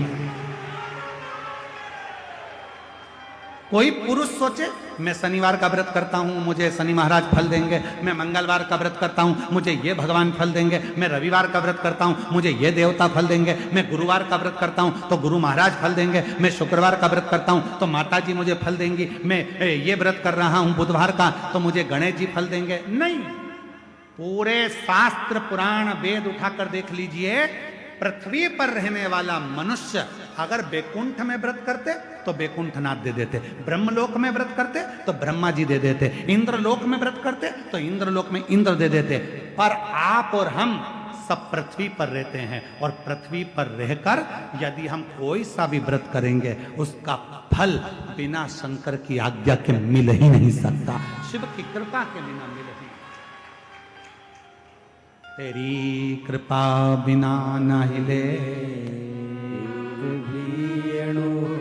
लेते हैं श्वास से, तेरी कृपा से तनु, बिना शिव आज्ञा के कुछ नहीं मिल सकता। तो भगवान शंकर से पार्वती जी आज्ञा ले रही हैं, आप बोलो तो मैं इसकी परीक्षा ले सकती हूँ, मैं परीक्षा लूं पर आपको मेरा साथ देना पड़ेगा। शंकर जी बोले ठीक है, अगर मेरे भक्त की परीक्षा लेना ले ले, मैं तेरा साथ दूंगा, क्या चाहती है? पार्वती जी ने कहा आप ब्राह्मण बन जाओ, मैं ब्राह्मणी बन जाती हूं। ठीक है, और बोल, बस इतनी कृपा करना।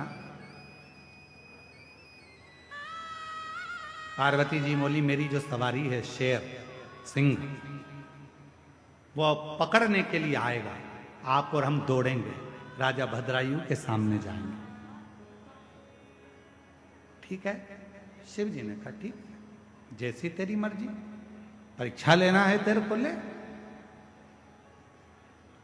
ब्राह्मण ब्राह्मणी का रूप रख लिया। आज राजा भद्रायु अपनी धर्म पत्नी कीर्ति मालिनी के साथ वन में भ्रमण कर रहे थे और वहीं पर ब्राह्मण और ब्राह्मणी शंकर पार्वती ब्राह्मण ब्राह्मणी का रूप लेकर भाग पड़े। दौड़ते दौड़ते आ रहे हैं, दौड़ते दौड़ते राजा भद्रायु कीर्ति मालिनी के सामने आ गए। राजा भद्रायु ने पूछा कौन हो तुम? ब्राह्मण दौड़ता हुआ कहता है पीछे सिंह पड़ा है, आ रहा है, दौड़कर हमें खा जाएगा, बचा लीजिए, बचा लीजिए, मेरी पत्नी पीछे रह गई है। इतने में पत्नी दौड़ती दौड़ती आई और पीछे से सिंह आया, उसने कीर्ति मालिनी के सामने, राजा भद्रायु के सामने ब्राह्मणी को पकड़ लिया मुख में। और तभी राजा भद्रायु से ब्राह्मण ने कहा मेरी पत्नी को बचा लीजिए, मेरी पत्नी मर जाएगी, महाराज मेरी पत्नी को बचा लीजिए। राजा भद्रायु ने बाणों को उठाकर साधना प्रारंभ करा।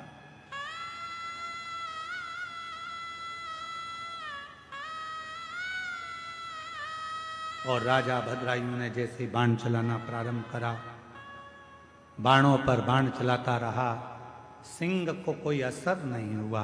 बड़ा भयंकर सिंह था, शेर बड़ा भयंकर था, कोई असर नहीं हुआ। तब आखिरी में वो शेर ब्राह्मणी को मुंह में पकड़कर घसीटता घसीटता जंगल में ले गया। जंगल महाराज बाबा देवाधिदेव महादेव परीक्षा बहुत लेते हैं।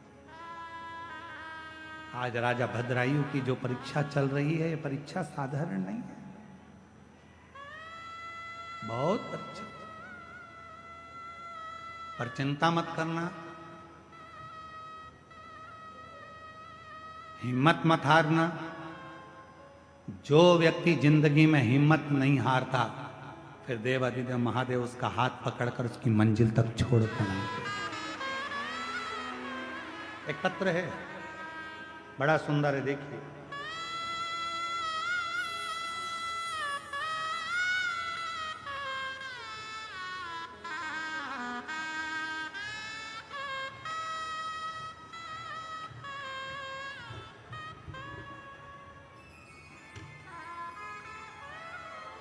राजकुमारी देवी, पति स्वर्गीय सुबोध मंडल, ग्राम पोस्ट कोरका घाट, जिला गोड्डा, झारखंड की निवासी हैं। कहीं बैठी हों तो हाथ हिला सकती हैं और बेलपत्र लेने के लिए आ सकती हैं।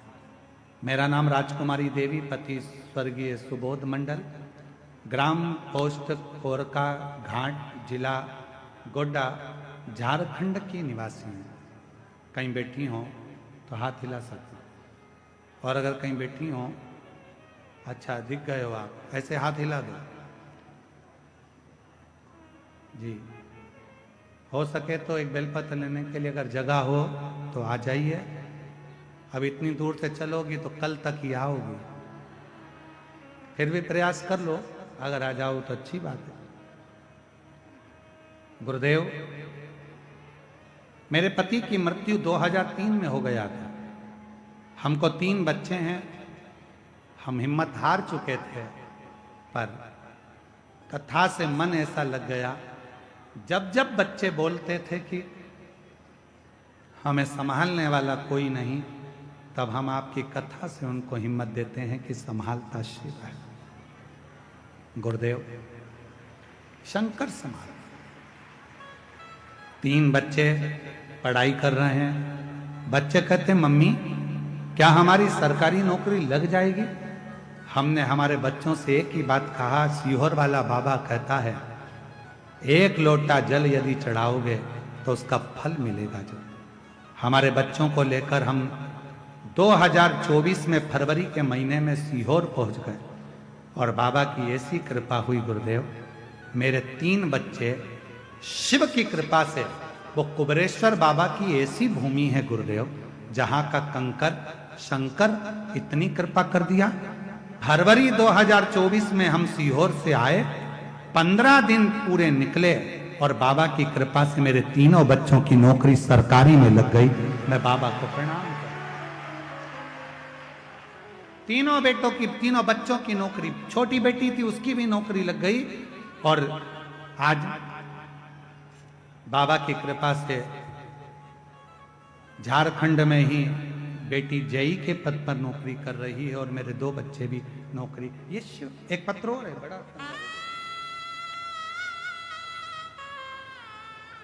गुरुजी, मैं राकेश ठाकुर, जिला गोड्डा से, राज्य झारखंड का रहने वाला हूं। 1 लोटा जल पशुपतिनाथ के व्रत का वर्णन करूं। एलईडी पर पत्र चल रहा होगा, आप पढ़ सकते हैं। इनका शब्दों में मैं वर्णन नहीं कर सकता। 2024 में मेरे गाल में कहीं बैठे हों तो हाथ हिला सकते हैं। राकेश ठाकुर, जिला गोड्डा से हैं, झारखंड से, कहीं बैठे हों तो बेलपत्र लेने के लिए आ सकते हैं। 2024 में गाल में गठान हो गया था, जो कि पशुपतिनाथ का व्रत, एक बेलपत्र किसी के कहने पर बेलपत्र को खाना प्रारंभ करा, शिव जी को जल चढ़ाना प्रारंभ करा, और डॉक्टर को आप कहते हो कि शिव मानकर दिखाओ, डॉक्टर को भी इलाज कराता रहा। आज बाबा की कृपा से मेरी सारी रिपोर्ट नॉर्मल है और मेरे गाल की गठान गल गई है। मैं बाबा को यहाँ प्रणाम करने के लिए आया। कहीं बैठे हो तो आ सकते हैं और बाबा की कथा कहते हैं। भद्रायु के सामने दौड़ते दौड़ते ब्राह्मण आ गया, ब्राह्मणी आ गई, और दौड़ते दौड़ते आए और उस ब्राह्मणी को सिंह ने पकड़ लिया और शेर ने पकड़कर उस ब्राह्मणी को ले जाकर जंगल में घसीट कर ले गया। ब्राह्मण रोने, ब्राह्मण रोने, मेरी पत्नी को बचा लीजिए, मेरी पत्नी को बचा लीजिए, पर बच ना पाए। कैसे बचा? महाराज, जब पत्नी चली गई, ब्राह्मण रोता रोता भद्रायु से बोला, तुम क्षत्रिय हो? एक वीर क्षत्रिय के सामने उस एक ब्राह्मण की पत्नी को सिंह लेकर चले गया? तुम्हें क्या तो नहीं है? ब्राह्मण ने कहा, राजन, आज मेरा हृदय बड़ा दुखा है, बहुत हृदय। आज मेरी पत्नी, आपके होते हुए भी मेरी पत्नी आज मारी गई। राजन, एक क्षत्राणी, एक वीर क्षत्रिय का यह फर्ज बनता है कि यदि कोई ब्राह्मण पुकारे, कोई ब्राह्मण आकर यदि आवाज लगाए, तो उसको, उसके परिवार की रक्षा करना एक क्षत्रिय का फर्ज है। परंतु तुम मेरी पत्नी को नहीं बचा पाए, मेरी पत्नी को नहीं बचा। राजन, मैं तुम्हें श्राप देता हूं। भद्रायु चरणों में गिर गया। महाराज, थोड़ा सावधानी से सुनिएगा, बड़ी सुंदर कथा है बाबा की। राजन, मैं तुम्हें श्राप देता हूं। इतना श्राप का शब्द सुनना था और भद्रायु के नैनों से जल बहने लगा। कीर्ति मालिनी पास में खड़ी थी, वो भी रोने लगी। भोले बाबा, आपकी आराधना करी है, साधना करी है, ये क्या हो रहा है? इतनी आराधना साधना करने के बाद ये हो क्या रहा? शंभु, हे शिव, ये क्या हो? नैनों से जल बह रहा। मैं श्राप देता हूं भद्रायु राजा तुमको। भद्रायु चरणों में गिर गए। महाराज, श्राप ना दीजिए, पहले आपको क्या चाहिए? ये मेरा वैभव, मेरी सत्ता, मेरी दौलत, मेरा राज्य, मेरा सिंहासन सब आपका है। आप तो ब्राह्मण हो महाराज, श्राप क्यों दे रहे हो? मैंने तो बाण चलाया था, सिंह नहीं मरा या सिंह उसको नहीं छोड़ा, तो उसमें गलती मेरी क्या? मैंने क्या गलती की? महाराज, क्षमा कर, क्षमा। राजा भद्रायु ने कहा, मेरे राज्य में से तुमको जो चाहिए, मेरे राज्य में से जितनी दौलत चाहिए, मेरे राज्य में से जितनी सत्ता चाहिए, सब ले लीजिए।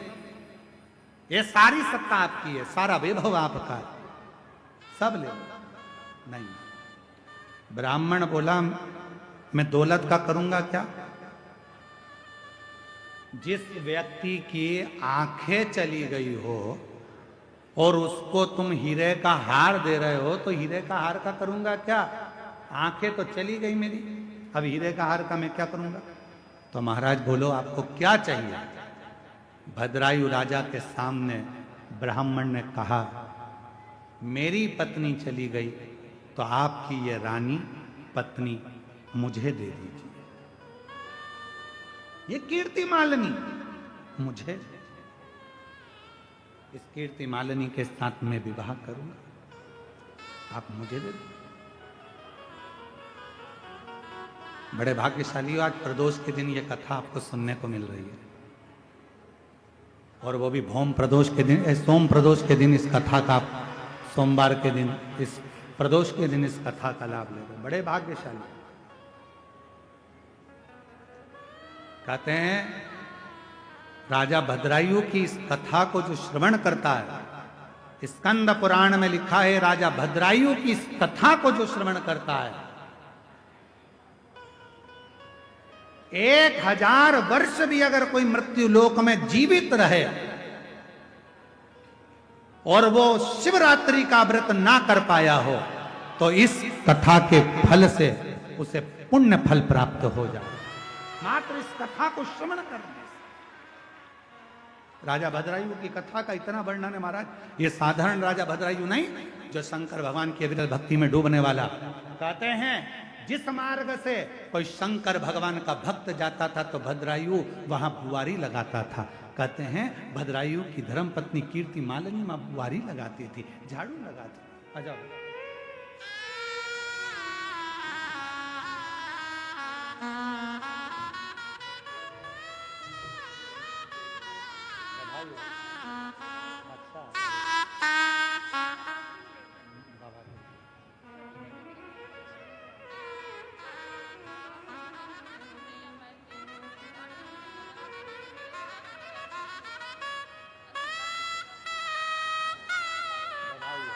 बहुत बहुत बधाई हो। एक बार जोरदार ताली बजाओ तीनों भाई बहन की।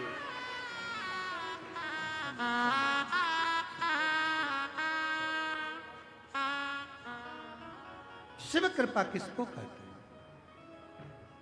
राजा भद्रायु का चरित्र कह रहा है। राजा भद्रायु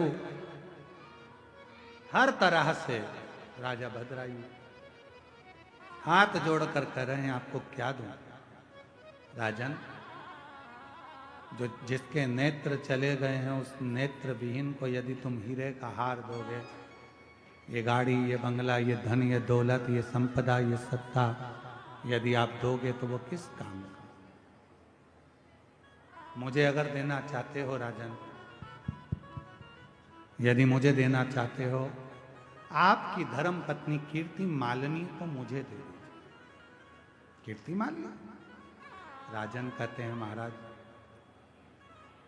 आप ब्राह्मण कुल में जन्मे हो, आपके गुरु ने आपको गुरु दीक्षा दी, आपको मालूम नहीं है? पर स्त्री पर अगर निगाह भी दे दी जाए तो हमारे जीवन का करा हुआ सारा पुण्य समाप्त हो जाता है। क्या आपको मालूम नहीं है? क्या ब्राह्मण होकर आपको ये ज्ञात नहीं है कि पर स्त्री पर अगर निगाह दे दी या पर स्त्री को अपना बनाने का प्रयास करा तो हमारा पूरा पुण्य छिन्न हो जाता है, हमारा वैभव छिन्न हो जाता है? क्या आपको मालूम नहीं है महाराज? ब्राह्मण कहते हैं कि महाराज हमें सब मालूम है, परंतु मुझे तो अगर कुछ देना चाहते हो तो अपनी धर्म पत्नी कीर्ति मालिनी दे दो। कीर्ति मालिनी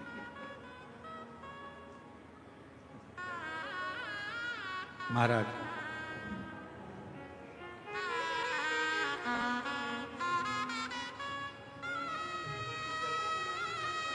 बधाई हो। एक बार जोरदार ताली बजाओ। बाबा की कृपा से सरकारी नौकरी लगी है। बधाई हो। श्री श्री। अगर आपको देना है तो आपकी धर्मपत्नी कीर्ति मालिनी दीजिए। महाराज ये श्रेष्ठ नहीं है।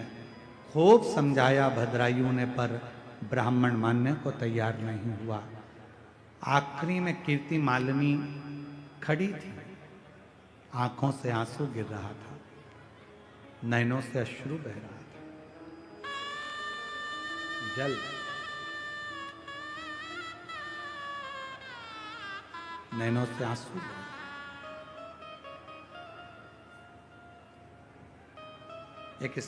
एक कथा है ये कथा तो राजा भद्रायु की है, पर एक कथा शिवपुराण में और मिलती है, शारदा की कथा।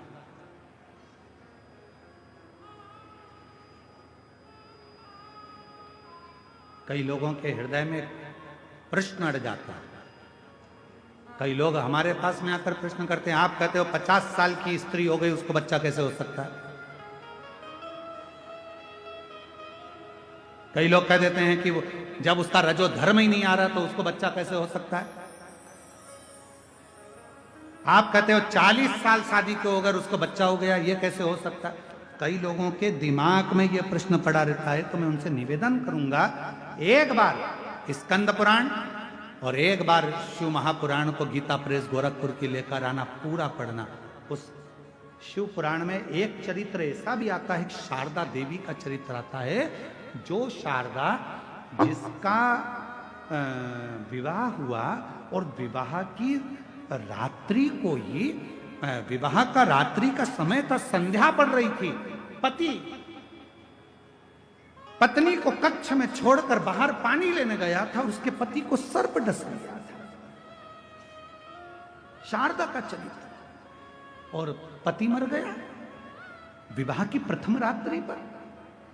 पत्नी, सारा परिवार रोते रोते भाई बंधुओं ने निकाल दिया, ये विधवा हो गई, विधवा हो गई, विधवा हो गई, और उसको अपने बाप के घर, पिता के घर भेज दिया था उस शारदा को। ये शिवपुराण का चरित्र, ये स्कंद पुराण का चरित्र हम आज प्रदोष के दिन इसलिए वर्णन कर रहे हैं, आपकी जिंदगी में उतरे ये बात कि लोग प्रश्न खड़ा करते उसका उत्तर है इसमें। शारदा अपने मायके चली गई, बाप के घर रहने लगी। 3 भाई थे, भाभी थी। आज भैया भाभी कहीं चले गए थे। एक नेत्र से विहीन एक मुनि अपने शिष्य के साथ उस शारदा के घर आ गए थे। शारदा ने सेवा करी, मुनि ने आशीर्वाद दे दिया, एक विद्वान पुत्र तुम्हारे गर्भ से जन्म ले, तुम्हारे पति के माध्यम से, तुम्हारे पति के द्वारा एक विद्वान पुत्र जन्म ले। शारदा ने मुनि का हाथ पकड़ा, बाबा क्या कह रहे हो? मेरा पति मरे हुए सालों हो गए और मैं विधवा, मेरा पति चले गया, तुम कह रहे हो मेरे पति के द्वारा मुझे बच्चा होगा? कैसे होगा? मुनि शारदा के सामने कहते हैं, अब तो मेरा वचन झूठा नहीं जा सकता, क्योंकि मैं शंकर का भक्त हूं। शिव का भजन करने वाला यदि अपनी वाणी से एक बार कह देता है तो उसको तो शंकर को भी पूरा करना पड़ता है, वो उसको स्वीकार कर। शिव को भजने वाला यदि अपने मुख से एक बार कह दे, कई लोग कहते हैं आप कह दे तो ऐसा हो गया, आप कह दे तो वैसा हो गया, आपकी बात शंकर जी रख लेते।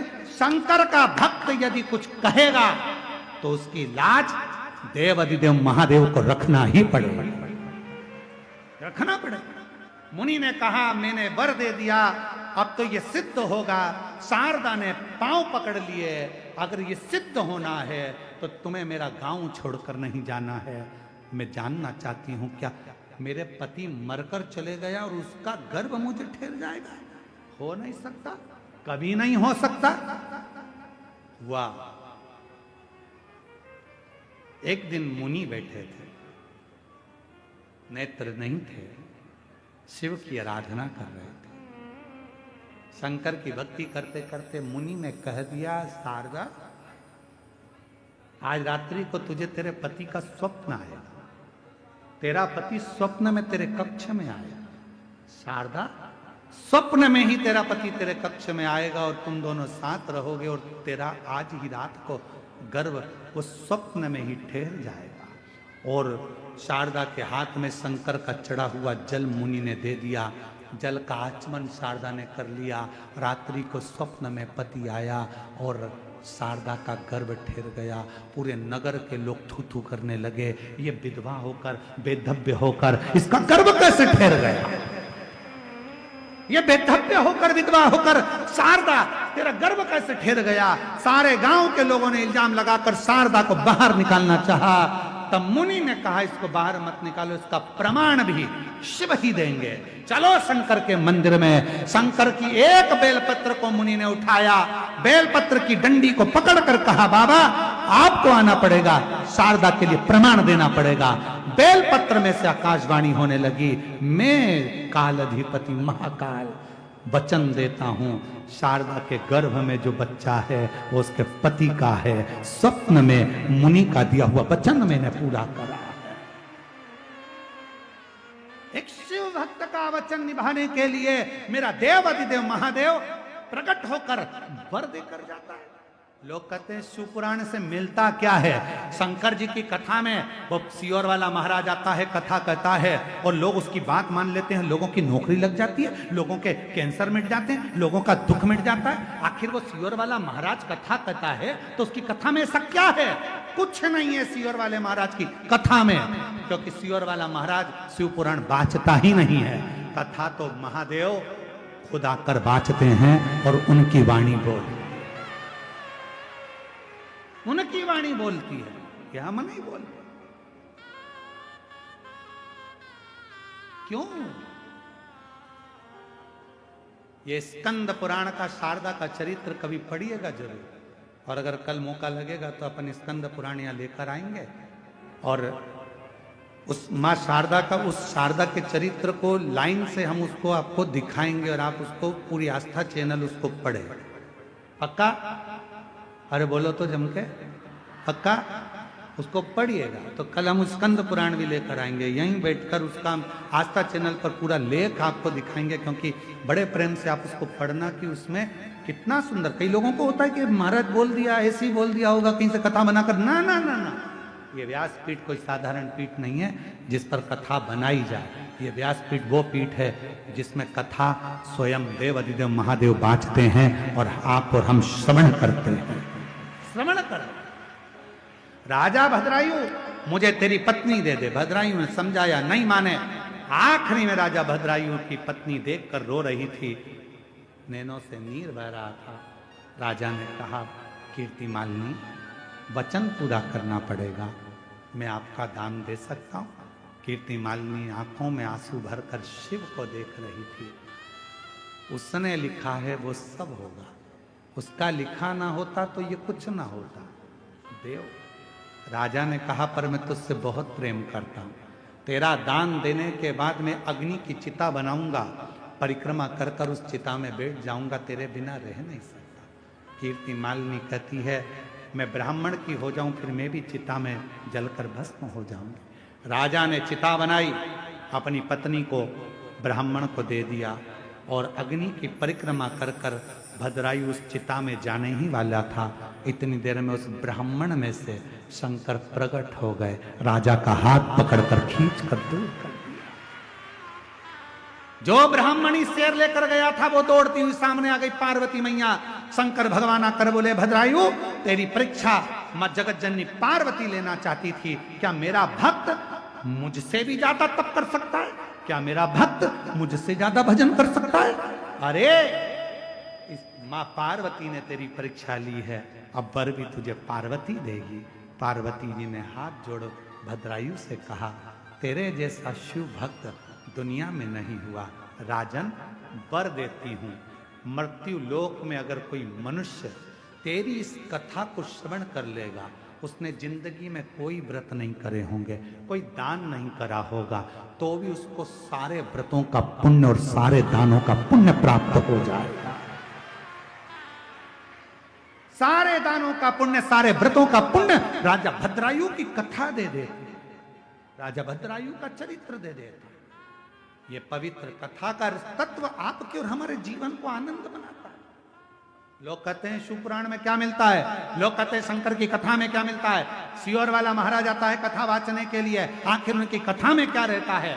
सियोर वाला महाराज नहीं आता, वो तो स्वयं शंकर आता है, व्यासपीठ पर बैठता है और वो खुद आकर बाँचता है। उसकी वाणी कभी झूठ नहीं होती, इसलिए दुनिया की झोली भर जाती है। इसलिए हम भी व्यासपीठ पर बैठकर आपको आनंद के साथ कहते हैं कि आपने अगर कथा सुनी है और यदि 7 दिन तक कथा का रसतत्व आपने बैठकर श्रवण करा है, पंडाल में बैठकर जहां आवाज पहुंच जाए वहां बैठकर यदि आपने कथा सुनी है तो यह भी निश्चित है 3 महीने में आपका पत्र इस व्यासपीठ पर जरूर होगा। मेरा बाबा झोली जरूर करे, निश्चितता है। वो दिए बिना नहीं रह सकता, देता जरूर है। बस देवता देते हैं पल्ला झाड़ कर और महादेव देता है छप्पर फाड़ कर। जिस नारी का गर्भ अवस्था में अगर मालूम पड़े, किसी नारी का गर्भ में गांठ आ जाती है या बच्चादानी में खराबी हो जाती है या गर्भाशय उसका खराब हो जाता है या गर्भ में बच्चादानी में गांठ पड़ जाती है या कहीं छाती में चेस्ट में गांठ पड़ जाती है, तो प्रयास करा। कोई एकांत में शिवलिंग हो, अपने घर से 2 लोटा जल भरकर ले गए। जब घर से लोटा भरकर जल लेकर जाओ तो घड़े पर घड़ा रखो, अर्थात जैसे एक घड़ा है उस घड़े पर दूसरा, मतलब एक लोटे पर दूसरा लोटा भरकर लेकर जाना। 5 दुर्वा, 5 बेलपत्र, 5 चावल के दाने, 5 कनेर के पुष्प जो एकांत में शिवलिंग होता है वहां लेकर जाना चाहिए। पहले बाबा को जो तुमने 2 कलश जल लिया है, उस 2 कलश को 2 लोटे को एक के ऊपर एक रखकर अपना हाथ रखकर बाबा को अपने मन की कामना कर कर कि बाबा मेरे ये गर्भाशय में, मेरी बच्चादानी में या मेरे शरीर में गांठ पड़ गई है, बाबा इसको समाप्त कर दो। विनय कर कर, निवेदन कर कर कुंदकेश्वर महादेव का नाम लेकर एकांतेश्वर महादेव पर दोनों जल की धार एक साथ चढ़ा और बाद में जो दुर्वा लेकर गए हो 5 वो शिव जी को समर्पित करें। बेलपत्र भगवान शंकर को समर्पित करें। कनेर के पुष्प शिव जी को समर्पित करें। मन की कामना कर कर कनेर के पुष्प को शिवलिंग के से उठाकर 5 पुष्प को जगत जननी जगदम्बा के चारों तरफ रख दीजिए।